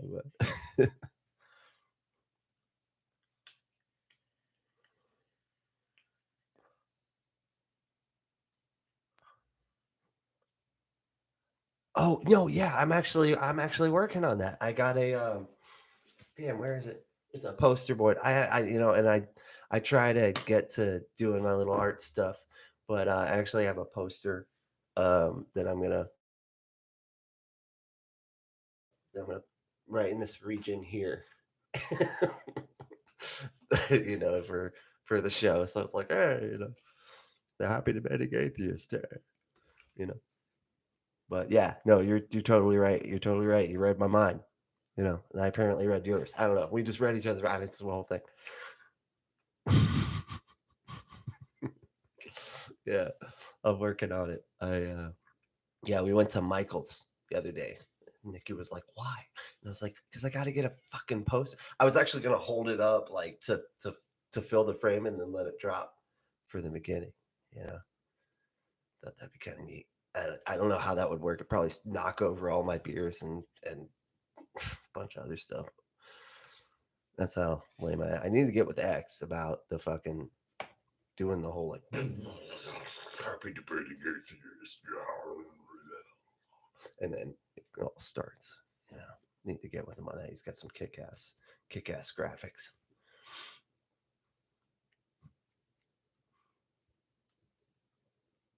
Oh, thanks, man. Yeah, no, I really appreciate that. If I can get people to debate, it's a lot of fun, and I think it works out well because I try to be as disarming for them as possible, and then you just kind of let them go, dude. You just let them go. You don't have to fucking like. You don't have. They kind of just they just say stuff that doesn't make sense, and you just kind of point it out. Like that's that seems to be the method I've got going anyway.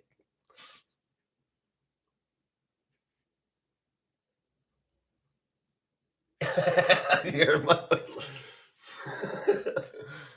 touch nothing but the lamp.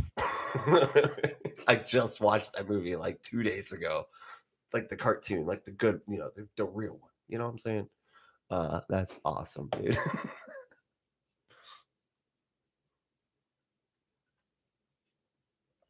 Yeah, no, we need to get back on. I was actually just thinking that was like just recently. I was like, man, I gotta get back on Utah Outcasts, man. I always have so much fun with you guys, and yeah.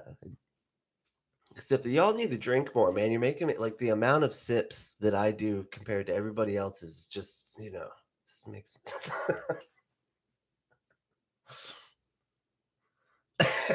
No shit, really. Holy fucking shit. Once I saw her come in, I was like, okay, I gotta be good. I gotta be good. Let me just really frame everything very specifically and very like methodically, and I gotta be a good skeptic here. All right, let's do it.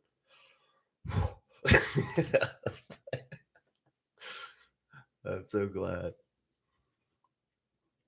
Oh, that's nice.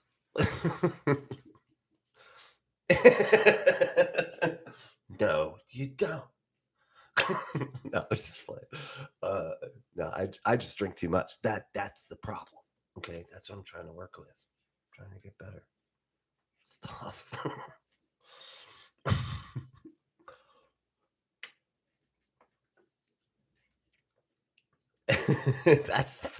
That's where I need to get. I gotta not let myself.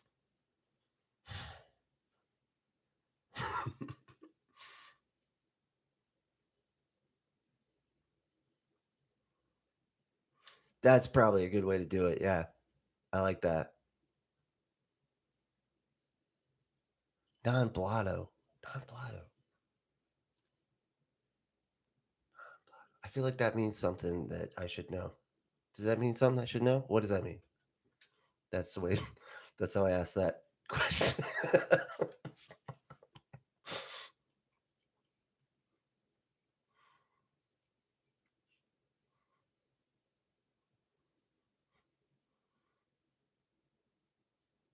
Yeah, that's a good point. Hmm. Oh, okay.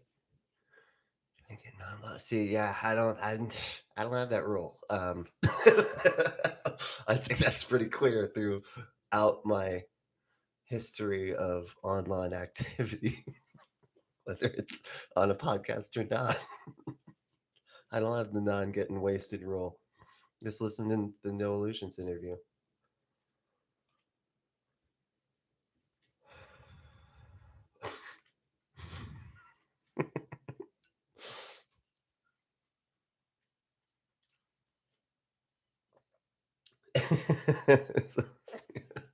Yes, it is those. It's $5 words. You know it. It is.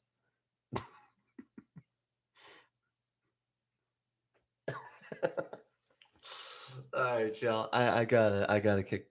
I was gonna say kick the bucket. That doesn't mean going to sleep. I gotta hit the sack. Wow. Okay. I'm just apparently my brain's crossing wires. It's not.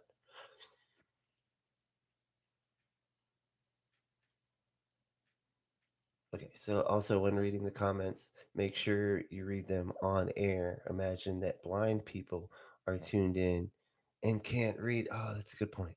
That's a good point because I'll just respond sometimes. Yeah, that's a good point. That's a good point. Uh, Laughing not until you go pee for like the next. I can't believe I lasted that long. Honestly, I usually pee like every couple of minutes. That's crazy.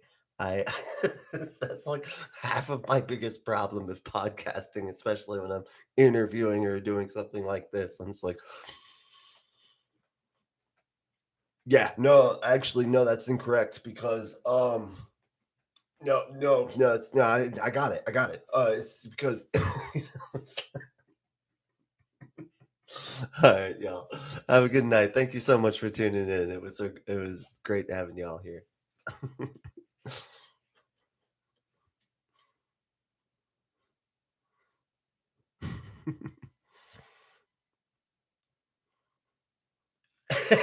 Cool, me too. That's why I like doing your show because you always give me a chance. But no, I actually do gotta go. Thank you guys so much again for tuning in. That was super fun. Take it easy, y'all. See ya. Why do I have to push it twice? That's